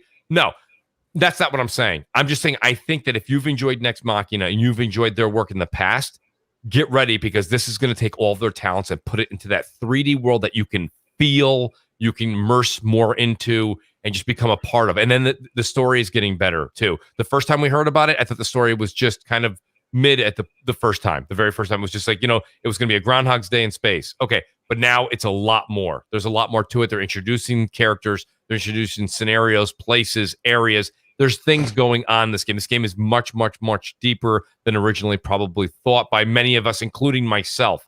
So I'm very much looking forward to this. I thought the latest trailer did a lot of great for the game. But I think the one thing that we should probably talk about, it's not going to affect me. I'm going to go out there and grab it.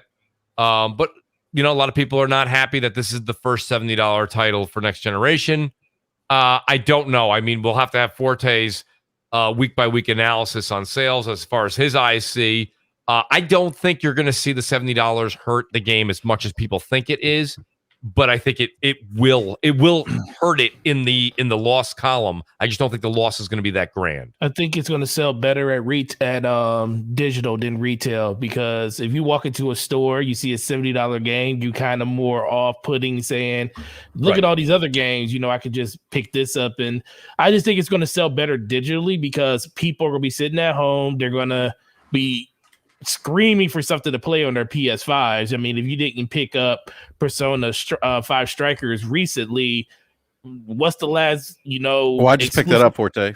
Oh, you did? Shout out to you. Yeah, I picked it up. Yeah, but if you haven't picked that game up, that game's awesome. Actually. Yeah, that's what I hear is awesome. But if you're not into the Persona thing, you're looking for something else, and this is going to be the next game. So I think there's going to probably be a bunch of impulse buying out there when it comes to this title. People are just going to jump in because they're just hungry to play something new. That's a great point. Like the biggest thing is people come into the store all the time. There's like, where's PlayStation games at? And show them the little corner where the PlayStation 5 games at, because there's only like 3 of them, but it's like a total of 12 if you count all the ones that they made PS5 cover art for. And they look, it's like, oh man, when they gonna start coming out with games? I say, well, you got Returnal coming out into this month, Persona 5 Striker that just came out, and then you're waiting for Ratchet and Clank, and they're like, yeah. So it's going to be people buying this game that probably don't know what they're getting themselves into. And, I'm real interested to see what the engagement is going to be on the game, like how many people actually finish the game. I wouldn't be surprised if that game probably has one of the lowest platinums ever, because I don't think everybody's going to play it, but I think a lot of people are going to buy it just because they don't get nothing else to play. That's it. So you're saying that pent up demand for something new for their consoles, what's going to drive sales for this game? I mean, it's happening on both systems. The only difference is Xbox got Game Pass, so you can literally just download anything. And I'm not going to say be satisfied, but when you have it's like going, like Mooch's favorite. If you go to a buffet and it's a whole bunch of stuff on the table, you may not like it, but you're going to try a bunch of it because it's free. Oh, can I Can I say something real quick? So versus yes, yeah, go ahead. I know you got there may be a 30-day pass or something like that, but the one thing that we don't say on the podcast enough is you're right, Forte. Everything you just said was 100% right. But when you go home with a PlayStation 5, even if you don't buy a game and you subscribe to PS Plus, you get the entire PS collection, PS Plus collection. Yeah, you do. Right? Well, I'm just saying. So like everyone's like, well, I go home with Game Pass and I have all those games. The PS Plus collection, if you were to just line up 100 gamers randomly, I wonder if you said, hey, if you could go home with these 15 games or these 200 or whatever, how many games are in Game Pass? 200? They're going to choose those 15 games. They're going to choose those 15 games almost all day. So my point is, and then when you turn around and you said, well, there's only 3-4 boxes of PlayStation games over here. Well, there's none on the green side. Exactly. So, but then on top of that, you've got Deathloop, like you were saying, Returnal, and then Ratchet and Clank coming in the near future. So I just think that like a lot of people are, and this was one of BRAP's first questions. You know, he said, do they have to respond? Meaning Sony. That's the interesting thing here that we don't talk about. No one talks about the PS Plus collection. No one even talks about that. Nobody. It's not even there. Great collection, right? So now there's that. You've got the free-to-play games. And then you've got first-party games coming out, I would say, systematically, right? Are they smothering us with first-party? No, here we are in March. We haven't got one this year. Got it. Right. But as of April on forward, they seem to have a systematic plan in place where we're going to get a first-party game. So that's the point I'm trying to make here is everyone's like, well, Game Pass. Game Pass had a hell of a week. They had a hell of a week right now, right? But I think there's a bit, and you guys tell me if I'm wrong, that's fine. I think there's a bit of an exaggeration too, right? I mean, you heard Slow-Mo give a lot of pros and cons, and I'm actually in the pro category. I can't wait to play Outriders. But majority of people, and you guys see the consensus online, most people are saying it's probably going to be, a mid-tier type of game. A mid, everyone's saying mid. Okay, so it's that. And then you've got Bethesda deal, which we knew the Bethesda deal was going on for almost a year now. Was it September of last year. And then they threw in 20 games that you either own already or you didn't want to play or have been on sale at Forte store for, anywhere from $10 to $21. Right. So I'm just trying to say, I've been laughing at. Right. I think I'm excited. I love what they're doing. I think Game Pass is better today than it was a week ago. Absolutely. Hands down. There's no question. No question. I'm much more excited to be a Game Pass member than I was 7 days ago. That was Microsoft's intent, and they did a good job. But the funny thing is, though, and you're right, Booch, and that shouldn't, and trust me, that is something that a lot of people should take notice of. The difference is, and I'm going to ask people tomorrow when they come in and ask that, because I wonder how many people actually went to that collection page on their PlayStation 5 and actually noticed that they have those games. Right. Because the difference is Sony doesn't talk about it. They're just there. They don't. Yeah. So since they don't talk about it, they have talked about it, but they don't talk about it. To the point where the people that are walking into a store don't know about it. We know about it. No, but why do they don't talk about it? And Xbox talks about it because, like you said. Well, because Xbox has to talk about it because that's their Game Pass platform now. Slow-Mo did. Shout out to Slow-Mo. He did a great video. Yes, he did 4 days ago talking about how Game Pass is the Xbox platform, not Xbox. People were angry at him for saying that too. But I don't know why. It's the truth. It's the truth. Yeah, that's why. That's why it's the truth. That's why. That's why they was angry. Well, that's my point. That's why Microsoft talks about that more than, like, say, for Sony. And then Sony doesn't talk like PlayStation Now. We know PlayStation Now's got like 800 games. Oh, I'm probably exaggerating, but it's got a couple hundred games. Yeah, it's got a lot. What is it, like $60 a year? It's cheaper than Game Pass. Yeah, go ahead. Say something about that because I remember Slow-Mo putting that out there, and I kind of laughed at that because I said what Slow-Mo said is absolutely true, and the fact of the matter is most Xbox guys have been saying that for the last 2 years. He's saying the same exact thing you guys have been saying it for 2 years. But even with that, Forte, it's like you guys have been saying, like, well, for Xbox, it's play wherever you want. But for some reason, Xbox guys still want to hold on to Xbox console as if it's still just the box. And that's all they were angry about. Because it wasn't that I said Game Pass is now Microsoft's new gaming platform, because they've been saying that. It's the fact that I said not Xbox at the end of it that pissed them off, because they're console warriors and all they care about is the plastic. And the fact that the plastic is no longer as important to Microsoft as it is to them hurts them personally. Like Personally. I mean, But they if you go on the in the attack middle and of the say that night, Xbox has no and there's exclusives, blood it's PC, in their it's bed. PC, it's They TV, wake it's up, phone. look, they wake up in the middle of the night and there's blood in their sheets. I mean, they bleed, in their loins because they're hurt. They're hurt this badly. Family show, Slow-Mo. Hey, I'm just keeping it real, man. Yeah, my oldest actually, I think my oldest is subscribed to my channel and actually chimed in the chat earlier. So yeah, it is a family show. I Okay, don't think Slow-Mo said anything worse than anything we've ever said on any other show. So absolutely. That's true. We've had some shows.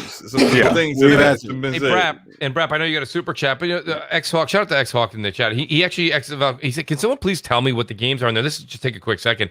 These are the games that are in PS Plus collection. If you have a PS Plus subscription and a PS5, you can get these games for free. Batman Arkham Knight, Battlefield 1, Bloodborne, Call of Duty Black Ops 3 Zombie Chronicles, Crash Bandicoot Insane Trilogy, Days Gone, Detroit, Fallout 4, Final Fantasy 15, God of War, Infamous Second Son, The Last Guardian, The Last of Us Remastered, Monster Hunter World, Mortal Kombat X 10, whatever you want to say, Persona 5, Ratchet and Clank, Resident Evil 7 Biohazard, Uncharted 4 Thief's End, and Until Dawn. And I just want to give a quick example, and you guys know I said this on Crossfire, I'll say it again. I have a friend of mine that literally bought a PS5 this generation. He was an Xbox customer all before. He bought a PS5. He literally calls me 2 weeks after he gets his PS5, which, by the way, he just got his PS5 a couple weeks ago. It was about a month ago now. He calls me about a week and a half after. He goes, why didn't you tell me? I go, what? He goes, I almost bought The Last of Us and all these games. He's like, they're free to me. I'm like, well, I'm sorry. I didn't know I didn't know I was on Jim Ryan's payroll. I'm just trying. But my point being is that, like, but Forte said it too. Sony and Slow-Mo said it. They're not advertising it to their ability. Why they're not doing that? That's a completely different podcast. I think that's a big miss, by the way. It's a huge miss. Yeah. But I'm just saying those games. When you say, like, Forte was saying this on Crossfire for weeks leading up to the release of the consoles, and he still says it, and he's not wrong. He's like, but Mooch, you go home with an Xbox and you buy Game Pass and you go home with all these games. This is the same scenario right here. Those are top quality games. And I'm just saying, no one ever talks about that going head to head. Maybe it's because of sheer volume. And if it's volume, I stand down because, let's be honest, right? 200 games versus 15, 16 games. There's a huge gap there. But you do have to look at the quality of games. Those games I just read off, I'm not saying you like them all, but those are AAA games. Yeah. So versus a lot of indies and 360 games. The 360 games might have been AAA too, but those are older games. And that's the thing we're not focused on. Moving forward progression. The true value that makes Game Pass so great is first-party new AAA games or just first-party games day and date. Right, exactly. And that's what Outriders is starting that train. So I hope we keep going, get that locomotive going.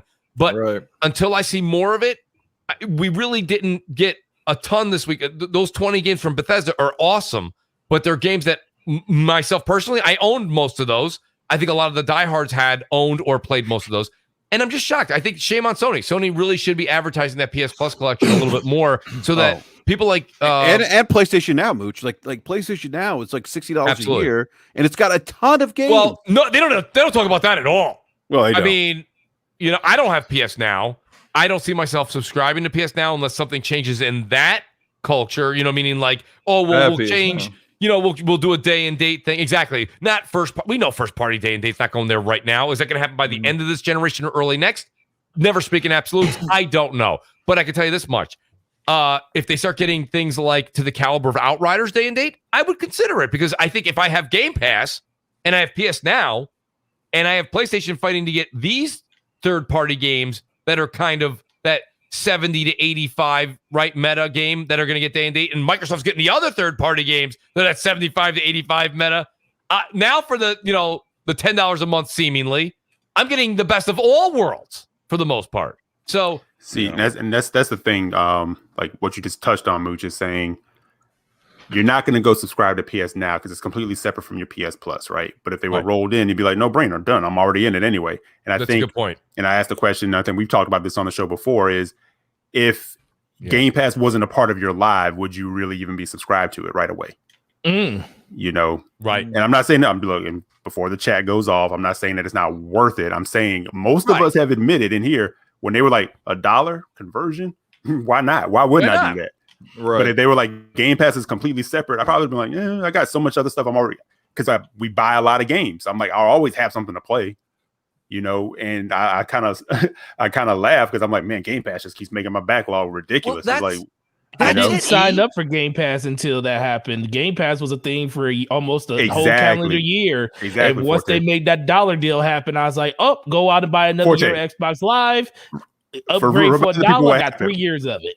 Remind people what happened, Forte. We were in our DM. You're like, hey, they just said you can do this for $1. We all like, check the math. Yep, and I literally walked y'all through it. At first, I was not believing it. I was like, nah, man, something ain't right with this. I'm like, you're wrong. And something wrong, man. And he was like, nah, guys, do this right now. We was like, nah, fam. I literally walked everybody through it in the BRAP DM how to do it, bro. No, you showed your screenshot of the Microsoft store and them actually just spelling it out. And I was like, okay, hold up.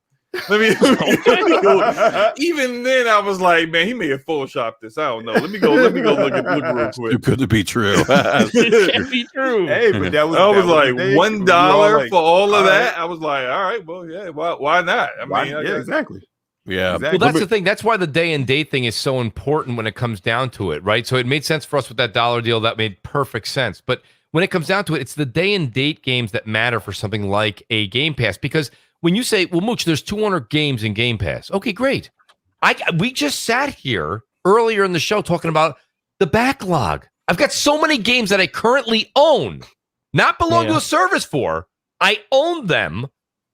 I just bought Final Fantasy VII, the original, the one for, well, it's not the original, it's the one for PS4. Okay, it's not the remake. I have the remake, but I want to play that. There's so many games I want to get to.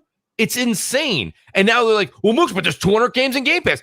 Just how much sand is in your hourglass? Like, I mean, like, what? How much time do you have? Like, we don't have that kind of time. Everyone complains about their backlog every single day on Twitter, right? And then there's new games that are coming out seemingly all year long. And now everyone's like, but Mooch, there's 200 games there. Great. Do you know what I mean? That's like if you're literally stuffed full. You are so full. It's Thanksgiving. You had the turkey. You had the mashed potatoes. You had everything. The cranberry sauce. You even tried the cranberry sauce this year, right? You're full on pie. Even when you're allergic. And then somebody makes you exactly. You're busting out, right? You're all puffed up. And then somebody makes you the most delicious looking turkey sandwich you've ever laid your eyes on. I'm starving. But you're full. When you're full, you can't eat anymore. Listen, so that's my whole point. You're stacking the deck. Oh, man. So that's the thing with Game Pass. It's great. I got it. But until more day and date stuff starts to arrive, that's why you don't hear me so excited about it. I'm not going to go back and play Oxenfree. I'm not doing it. I'm sorry. And everybody likes to say it. Everybody's like, oh, my God. Octopath Traveler's in there. Let me ask the great gaming Forte. Forte, how many hours to defeat and beat the game of Octopath Traveler? It took me 106. Damn. Okay, so let's do this. Let me do this. Let's play fair. Let's go down to, I'll knock it down to 70. You got fast thumb. Well, like I said, I went back and did a bunch of stuff. Right, that's what I'm saying. So I'm knocking it down. So if I could have beat the game around 60? 8, probably around 75, 80. Okay, so there it is. The Great Gaming Forte says that. I believe every word he just said. So you got your backlog. We talked about Outriders. You got new games coming out. And now you just one game alone in Octopath Traveler that's going into the Game Pass is 65 to 70 hours for completion. We're not talking about 1,000 out of 1,000 it. Okay? We're talking about just completing it. So what I'm trying to say is this. At the end of the day, we're sitting there. And it's like you at literally 8 o'clock at the end of Thanksgiving. And then Game Pass is like, hey, we got a sandwich for you. You're like, I'm full. I'm full. I can't even think of mine. Don't get me wrong. It's a great looking sandwich.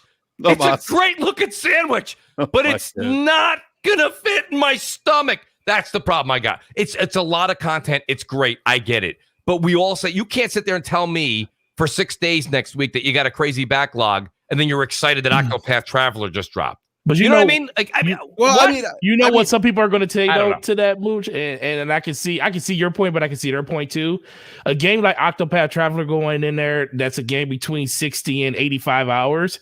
Even if they don't finish it, that game doesn't disappear 3-4 months from now. You know, they could go back and get right back into it. And that kind of falls in, and that falls back into that line where Xbox wants people to be like, even if you don't finish the game in that first month, as long as you're in that subscription service, you always have access to that game. So as long as that game is still there, as long as that game, exactly, as long as the game is still there. Well, I mean, we don't know the term period of when it will leave, but if let's say, okay, Octopath Traveler takes 100+ hours to beat, you're loving it, right?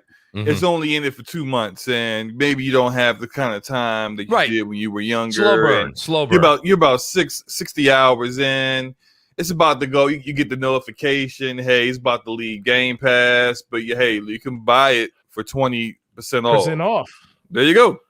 Go ahead and buy it. And then that's the sale that they probably wouldn't have gotten if they didn't have it. How long do you think Outriders is going to stay in there? Probably 3 months. Probably 3 months minimum. Give it about 3 months. Yeah, that sounds right. But I think the other thing with Octopath, as we're talking about Octopath Traveler here, is the other thing is, and it's actually Unknown brought this up in the chat, which is a great point. He said Octopath not being on PlayStation is an L. It doesn't matter if people call it a bubble game. Like, it's true. Like, that's I was shocked it wasn't on. I didn't know it wasn't on PlayStation. Think about this though. Like, that's a kind of game that Sony would get first. Usually, that's right? part of that whole Square thing. Like, people talk about how PlayStation is in such a good place with Square. Square's next forte. Square literally has 2 games going in Game Pass, and one of them's not even on PlayStation. Yeah. Well, let's do this though. Square is loyal to the money. Yeah, exactly. Guys, let me get the super chat real quick, Game guys. Pass may have already been in place too. Yeah, let me get the super chat real quick. From NeoWise with the $2 super chat. Thank you, NeoWise. Says 85% of PS5 owners are subscribed to PlayStation Plus, though. Yeah, I know the number. I don't know if the 85% is right, but I know it's I saw when they did release numbers, it was high. Wasn't it PlayStation Online was 85%, Plus was like 660 million or something like that? I don't remember. I don't know. Yeah. It's a lot of people. Yeah, I don't know. But again, I think that's, like, kudos to Microsoft for, because this has been a place where they haven't had a lot of support from Eastern developers or Japanese developers more specifically.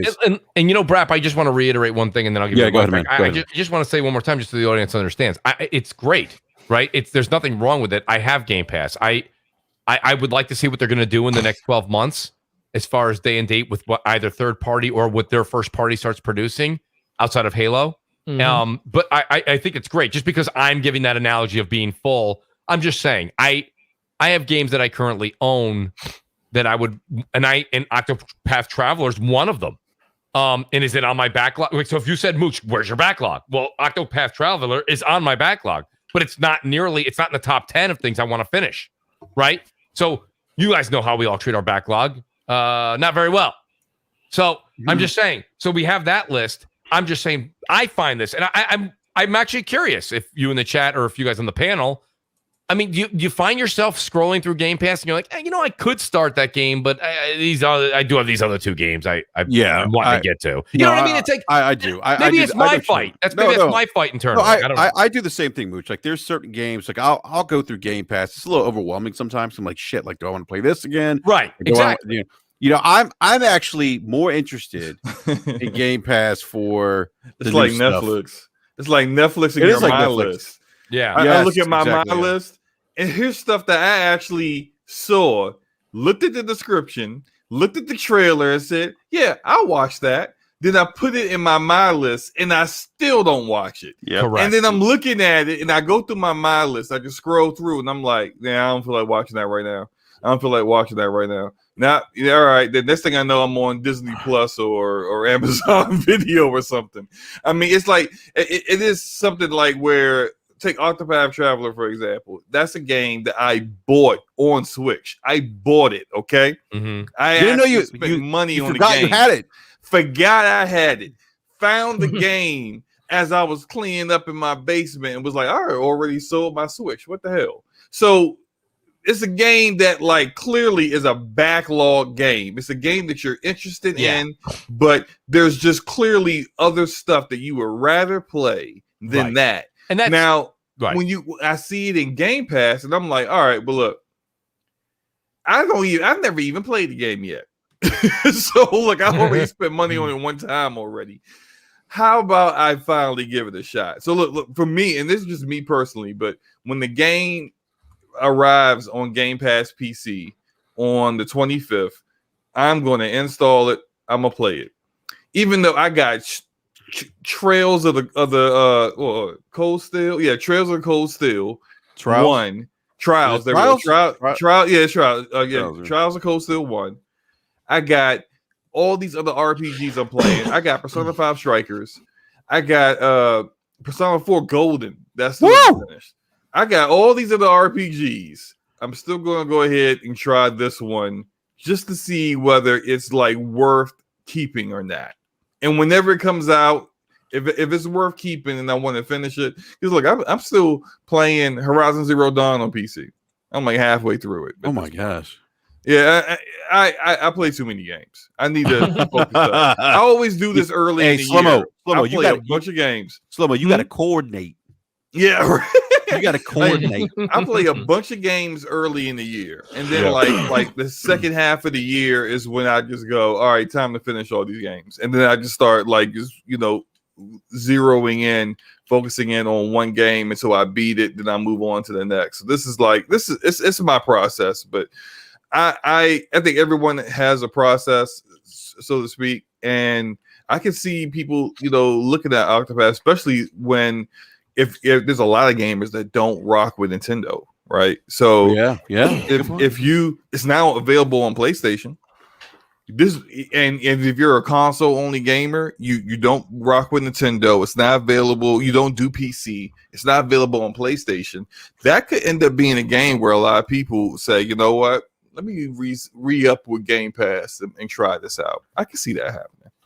Yeah, I think it goes back to what Mooch said earlier about just keep that level of engagement. But real quick, gentlemen, I want to pivot real quick. If we can get to this last topic, because I think it's a big topic. Before we go to that topic, can I mention real quick? Very early in the show, we were talking about why PC Game Pass is just getting EA Play tomorrow, right? Yep. There's a lot of games that show up. Well, not a lot of games, but we've seen a lot of third-party games when they do go day and day on Game Pass. They're not on PC Game Pass or on Xbox Game Pass. I think, and this is just a theory, I don't know for a fact, but I think the issue is that the fact that those games aren't natively already on the Microsoft Store on PC.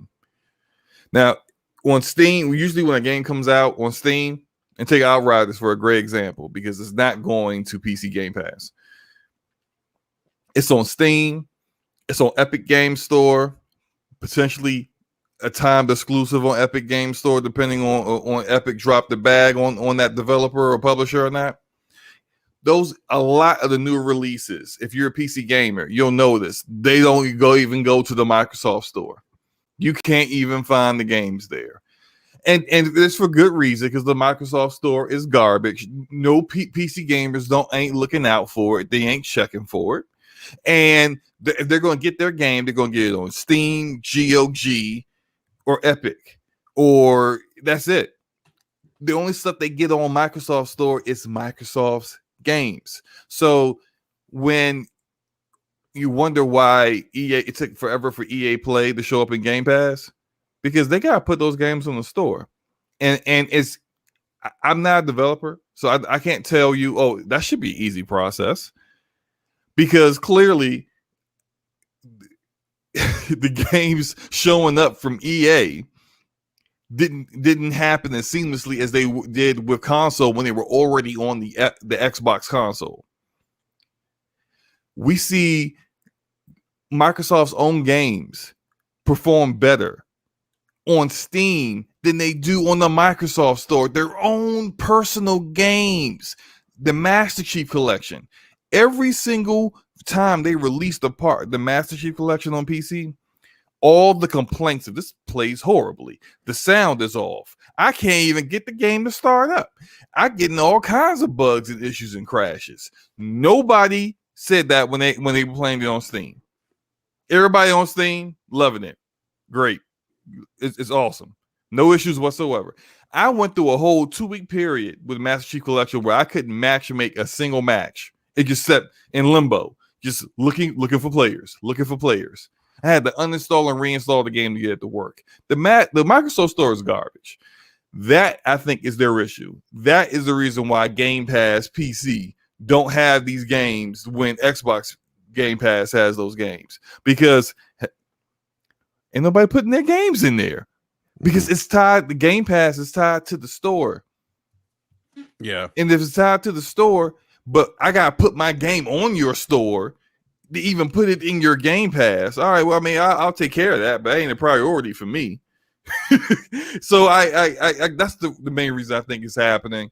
There are, and you see it where there's like PC games, like RTS games that show up in PC Game Pass that don't show up at all on the Xbox.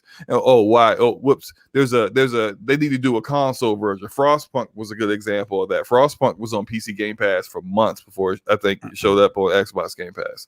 I think that's what the issue is. There needs to be a little bit more synchronizing those things, getting them put together. But I know a lot of people are wondering, like, why does this happen? I think that's the main reason why it happens. It's not really any deals or anything like that, because Outriders doesn't have any deals on PC. It's not exclusive to Epic Game Store the way After Party was. So yeah. That's a great point there, Shlomo. Hey, so I got to bounce, bro, before you guys keep going. Yeah, no doubt. All right, I'll man. catch you guys later. All right, shout out that outro, bro. Catch you on the weekend, E. Yep. All right, what's that, Forte? Shout out that outro, bro. Oh, yep. You said, "Oh, do the outro." Oh, yeah. Shout out the outro, man. Tell those people those people what part of Florida you from. Let them know where they can find the voice of reason. Fort Lickerdale. Wow. Fort Lickerdale. No, you can find me on Twitter, EC Jackson with an X, and when I'm not here, you can find me Gaming Perspective Podcast Tuesday nights at 8:00. Absolutely. All right, catch you guys. All right, be catch safe you later, man. with those crazy people. Later. Yeah, man. So y'all officially Tuesday nights? Because I know y'all were on the weekend at one point. Yeah, we were Saturday, and then we moved to Tuesday nights at 8:00. Yeah, I didn't know whether that was a temporary thing or not. Because I saw I would pop in every now and then, whenever you guys would go live, and I'd be like, "Wait, this is Tuesday night." Yeah, it's officially Tuesday night now. Nice. Gotcha. Yep. Cool. All right, guys. All righty. I'll catch you later, man. All righty. Later. Yeah. All right. Real quick, gentlemen. Jade Raymond is actually making a game. She's got a studio now, Montreal-based studio, making a game, exclusive game for PlayStation 5. I did want to talk about this real quick because I thought this is pretty big news. If you don't know who Jade Raymond is, she's developed some really, really big games. Assassin's Creed, Watch Dogs, worked on, I think, Splinter Cell, Blacklist, if I think that's correct. Yes, that's right. Yeah, she's got some great pedigree. Mooch, I'll go to you real quick, and the rest of the panel. Big move from Sony. Big get. Yeah, I mean, it is, but I mean, again, let's temper expectations a bit. I mean, so she's got a great resume, but the latter part of the resume has not. You can't really say it's her fault. The games haven't really come out, and they tanked it. In the case of like with Google Stadia, it never even came out. Right. So, I mean, so I guess I would say this much, and somebody brought this to my attention on Twitter. I'll say it's very, very similar. When Kojima left, when he left Konami, okay, what did Sony do? They scooped him up, got Death Stranding, maybe even have something else coming down the pipe with Kojima Productions. We don't know. They did the same thing here. She's extremely talented. Okay. And beyond talented, there's something that Jade Raymond has very much in common with Kojima, and that is connections, and very, very well loved in the industry. So what can Kojima do for you, even if it's just because Kojima Productions is not part of Sony Corp. So, but what he can do is he can bring in, he's got star power, right? He's got Norman Reedus. He's got all these things going on with him. He's got a following of decades of talented employees that will come with him and dedicated fans. Jade Raymond has some of that, and what I mean by she has some of that. She may not have the Hollywood. I don't know if she has the Hollywood connections or not, but she has the dedicated fans, and she has a hell of a resume, and she has the allegiance, and she has the backing, if you will, of the entire gaming industry. So Sony sees someone like her who probably they wanted to grab her before and say, hey, you know what? We want her to work for us. But Google maybe came in and swooped in and put a ton of money on the table or whatever, just beat them to the punch. Well, she is now became a free agent, and Sony said, no, we want you to work with us. And I think after her acquisition and then becoming a part of a team with Google and what she was with before Google that fell apart, and then this fell apart, she's like, you know what? I'm done being absorbed by the big companies. This is my company. Okay, this is my company I've made with my team, and we're going to be creative. We're going to do what we want to do. And you know what? Sony's like, that's fine. Sony's doing something different. This is that strategy I was talking about in the first half hour of the show that I know you wanted to wait for this segment. Sony's attacking games from what I'm seeing, and I'm not seeing a lot yet, but I'm seeing them attack it differently. They're not going to go out there and maybe acquire and grab and take and own and, you know, take over every aspect, the IP, the talent, the name, the building. I own it all. No, they're going to go out there and they may do that with some resources like they did with Insomniac, but then they're going to do a lot of things that they're doing with like Kojima and like they're doing with Jade Raymond's group. And that's interesting to me. So when you say, is this a big deal, Mooch? It is a huge deal. It shows that Sony's out there and they're not just out there looking for anybody. They're not just out. That's the key thing. They're not just out there looking for anybody. They're out there looking for people with immense talent. And I'm actually, I think Kojima has immense talent. I think that Jade Raymond has immense talent. The reason I'm going to temper my expectations is we don't know what her game is. So I'm not going to sit here and start to rah, you know, this is something amazing until I at least see a trailer. Show me something. So it's a big deal in the way that Sony's going to acquire talent and grab talent and lock down a studio and have them put a game out this generation. Because think about it, if she's a new studio, she doesn't have 500 people working for her, right? Maybe she has 50 right now. Maybe she has 100. I don't know.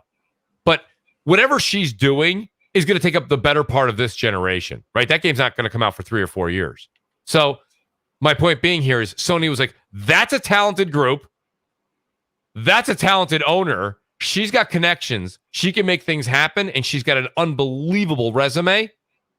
We're going to lock her and her team down for pretty much the better half of this generation as we start. So I think it's a wise business move. I like it from the business aspect. I like it from the talent aspect. And I think Jade, if you heard her tweets and her little description that she tweeted out, is that she doesn't want to be acquired. She does not want to be bought out by Sony. She wants that creative freedom. So that's the thing. So I'll leave it with that because I want to hear what the other guys got to say. But I think that that's what makes this such a big deal. We're now starting to see how Sony may attack getting IP on their platform, and they're doing it in a slightly different way. Doesn't mean they won't buy anybody, but they're not going to go out there and just, you know, maybe not buy a Remedy and then buy a this and then buy a that. They're going to do different. They're going to take different tactics to getting exclusive content on their console. Yeah, they're going to leverage relationships, which they clearly have been really good at. I mean, the course of, you know, the last 25, 27 years of the PlayStation brand. But I want to go to Forte and Slow-Mo for final thoughts on this topic before we wrap up BRAP tonight. Forte, you want to jump in, man? Yeah. So, man, this woman, man, she left Stadia with the bag. She's Sony got a bag. Yep. Got them back in her studio and stuff. So, I mean, it's exciting. It's something that a lot of people probably didn't see coming. But when you're talented, you garner a lot of attention around yourself, and this probably wasn't something that happened overnight. This is something that as soon as she probably left Stadia and started along her new endeavors with the company that she's doing, Sony probably reached out to her instantly right then and there, because the pedigree speaks for itself. But overall, I'm just excited to see exactly what she's actually doing over there, and knowing that Sony is actually going to, be backing that studio to actually, help fund that first project that they're actually coming out with. And it's going to be a while till we see it. But ultimately, it's something that Sony has a good eye. They probably got a chance to, well, not that they got a chance to, they definitely know what they're actually trying to build over there. And we know Sony doesn't really just plunge in on just, anything when it comes to that second party and third party thing. And the fact that they actually eyed this is something that they actually thought was a good idea, kind of bodes well for what people should, think instantly about what the title probably is going to be. But only time's going to tell. But I think it's a good thing for the industry, good thing for her. And, in the end, anybody that puts the middle finger up to Google is a friend of ours when it comes to stuff like that. No doubt. Great points, Forte. Go ahead, Slow-Mo. I agree with Mooch's statement.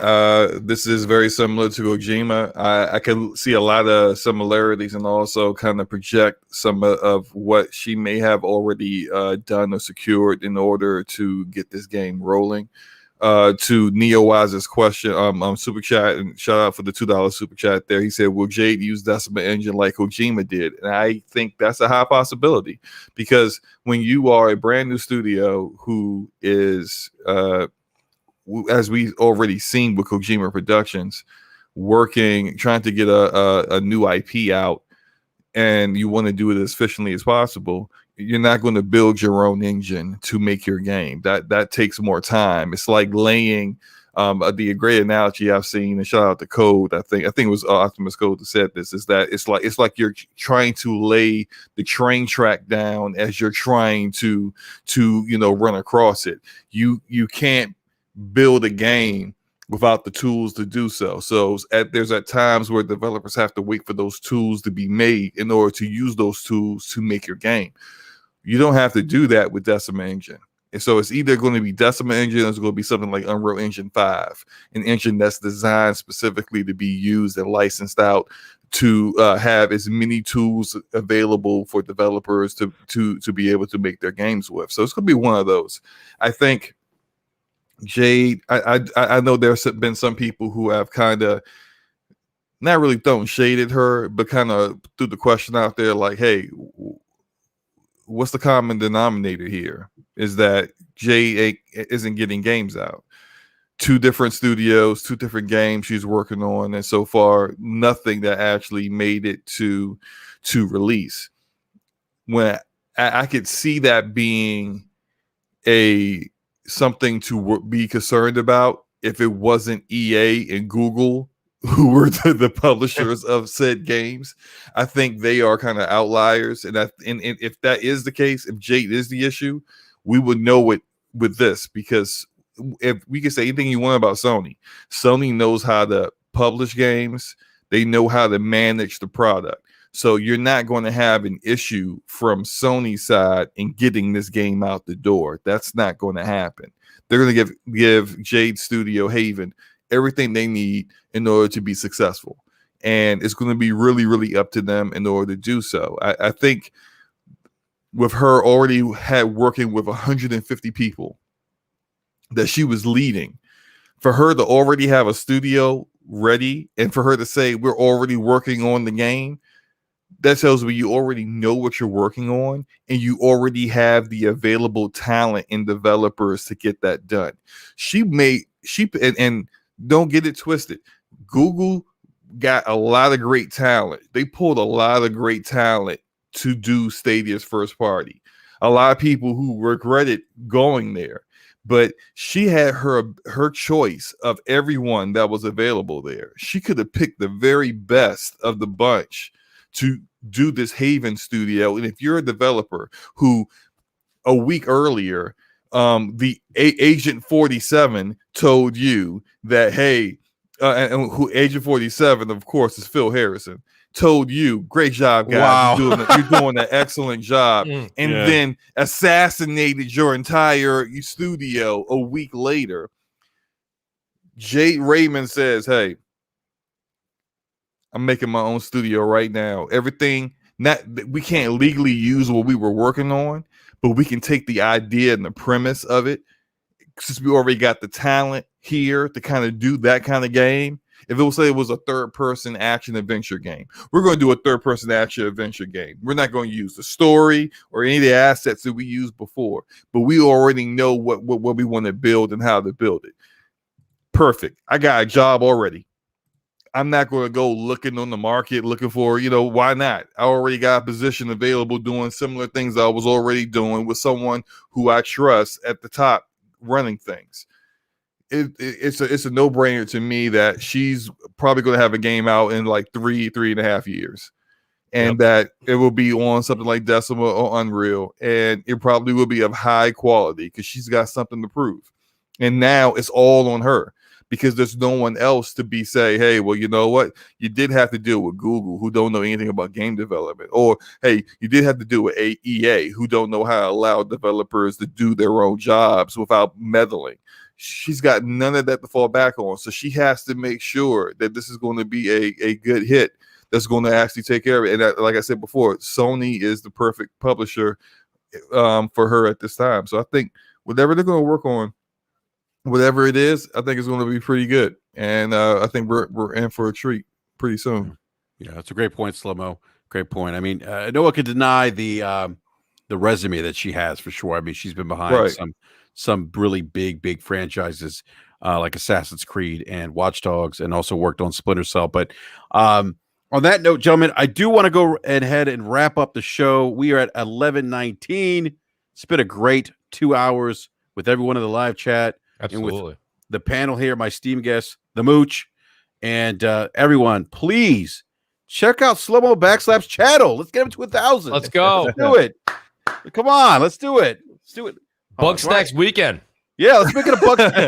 Whoa, weekend. Mooch. I like that weekend. I mean, hey, listen, Slow-Mo, you got to rip it off like a Band-Aid, buddy. Just get in there, get it over with. A 2-hour live stream, I think, is going to be the maximum of what I'm going to give you guys. Okay? I think you should do a weekend stream though. That would be. Somebody hit the sub button. 954. You know what? Let's go. I think you need to slow your roll. I don't know about a weekend of Bug Snacks. Everything. So how many hours are you going to give people? Like what is it like? 2 hours. As many hours as I can stand. Okay. When you start hearing the sound, well, I'm about to throw can we up. at least say we're going to get a minimum of 1 hour? No, I think the minimum should be 2 hours. A minimum of 2 hours. Minimum 2 I'll hours. give you a that's true. A minimum of 2 hours. I gave y'all a minimum of 2 hours, I think, in Grounded. I'm gonna give y'all a minimum 2 hours in Bug Snacks. There we go. It can't be any worse than Grounded, because Grounded made me want to. I almost lost my desire for gaming playing that game. So hopefully that doesn't happen with Bug Snacks. I think it was Rand that told me it's similar to Pokemon, which made me almost say, you know what, screw this, I ain't doing Bug Snacks. We're gonna have to come up with a different game. But I'm gonna do it. I'll be picking strawberries or whatever the hell. You already got it installed, right, Slow-Mo, right? He's got it ready to go. I don't have it installed. What I gotta have it installed for? Yeah, I mean, I got Verizon. You don't want to see that on your dashboard at all. I don't want to see that anywhere on my dashboard. Look, when it's ready, when it's time for me to play it, I will install it and uninstall it immediately once I'm done. But look, I'll play Bug Snacks, but I don't think that's the reason to sub to the channel. The reason of the channel is if you like my content and you like my opinions and you don't hate my voice too much, then hey, go sub and enjoy yourself. Yeah, Slow-Mo literally is the expert when it comes to looter shooters, for real. Like if you are into that genre, you definitely need to check out his channel. On that note, the man nodding his head. Actually, you know what? Before we do the outros real quick, let me go to Mooch, because you are our Steam guest this evening. Yes, thank you for coming back on, Mooch. Always a pleasure, buddy. Yeah, always a pleasure having you on, and let everyone know where they can find you. I appreciate that, buddy. Great to be on with the panel. Outstanding show as usual. BRAP always entertaining, never disappoints. You can find me over at YouTube, of course. Absolutely, buddy. The Mooch 78. And also over on Twitch. I do want to start getting some Twitch stuff going again. So do check me out over there. Please do go over to the subscribe button. And we have a great Crossfire, 7 p.m. Eastern time this Friday night. So, yeah, go over, check it out. And I really, really appreciate you guys having me on the show. Absolutely. Anytime. Open door policy, Mooch. Anytime you want to come on, just let us know, man. Yeah. And then we have Gaming Forte, who almost took his shirt off. We got close. We got close. Got close. Yeah. So Forte, let everyone know they can find you. Look, man, you keep asking, you're gonna get it. You're gonna get something that you don't want. You really don't want it. But wow. Hey, that's little I mean, my wife might kill me. She's like, you can't be showing all my goodies to everybody else. You know how that be. But no, man, it's a great show. Shout out to Mooch for coming through. I get to see Mooch again on Friday on Crossfire. Yes. Hey, hold on. My bad, Forte. What's up? We missed a super chat because Satan.com says that he missed a super chat. I'm scroll back up. Did we get his $3 super chat where he said PS5 sold out? They are rarer than Xbox exclusives. We did not. We did. We missed that. I apologize. Sincerely apologize. And I can't. I scrolled up. I don't see it now. That was kind of funny of a joke though. Yeah, he said yeah, PS5s are so sold out they're rarer than Xbox exclusives. So wow, oh my god, wow. Yeah. Didn't want you to think that we didn't see that, even though apologies. We got it though. We got it. Yeah, we got it. But so Crossfire is going to be pretty good. Whoever's going to be on that show. Oh, we got a special guest. So it's gonna be great. It's gonna be great. Who's the special guest? Is you can't get you if I tell you it's not so special. You gotta wait till tomorrow, I guess. Absolutely. Phil Spencer confirmed. Absolutely, of course. Entire Redmond camp. Yes. Yep. And then check out DPS podcast, new and approved tomorrow. Tomorrow. Channel. Wait. Oh, nice. A whole different look. Yeah, whole different look. And shout out to everybody that's in the chat. Anybody that hears this later on. DPS last week hit over 3,000 views. Nice. Great show. Pretty incredible. Shout out to BRAP and shout out to Randall Thor for coming through and basically helping us like blow that thing out the water. It was pretty incredible. And Slow-Mo, you did very, very well yourself too, sir. But check us out on his channel tomorrow. It's going to be a great, great, great time. We have a lot of stuff to talk about, and we'll see you then. You have a good week. All right, Forte, thank you. And Slow-Mo, let me know. Yeah, my channel. I think we already did. Oh, did we? Do it again. Do it again. We want people that came in late to sub to your channel. Check out my channel, Slow-Mo /. Also check me out on Twitter. I'm gonna have a video out outside of just doing DPS tomorrow, 9 p.m. Eastern. I will have a video out pretty soon about some concerns I have with Final Fantasy VII remake and some things that I don't quite think that Square Enix is kind of taking chances with. I don't know if they want to do that, but hey, check the video out. If you like it, great. If you don't, I don't care. But still, but yeah, check it out regardless. That's great. Everyone in the live chat, if you haven't done so already, smash the like button. If you're new to BRAP, this is your first time checking out the show, please consider subscribing, hitting that bell notification so you're alerted when we go live, and may or may not do a BRAP rant this Saturday. Trying to get this a little more consistent, but we'll see. And check out DPS podcast tomorrow night, 9 p.m. Eastern Standard Time. And also on Friday at 7 p.m. Eastern Time, check out Mooch's Crossfire. It's always both shows are always great. So please check those shows out.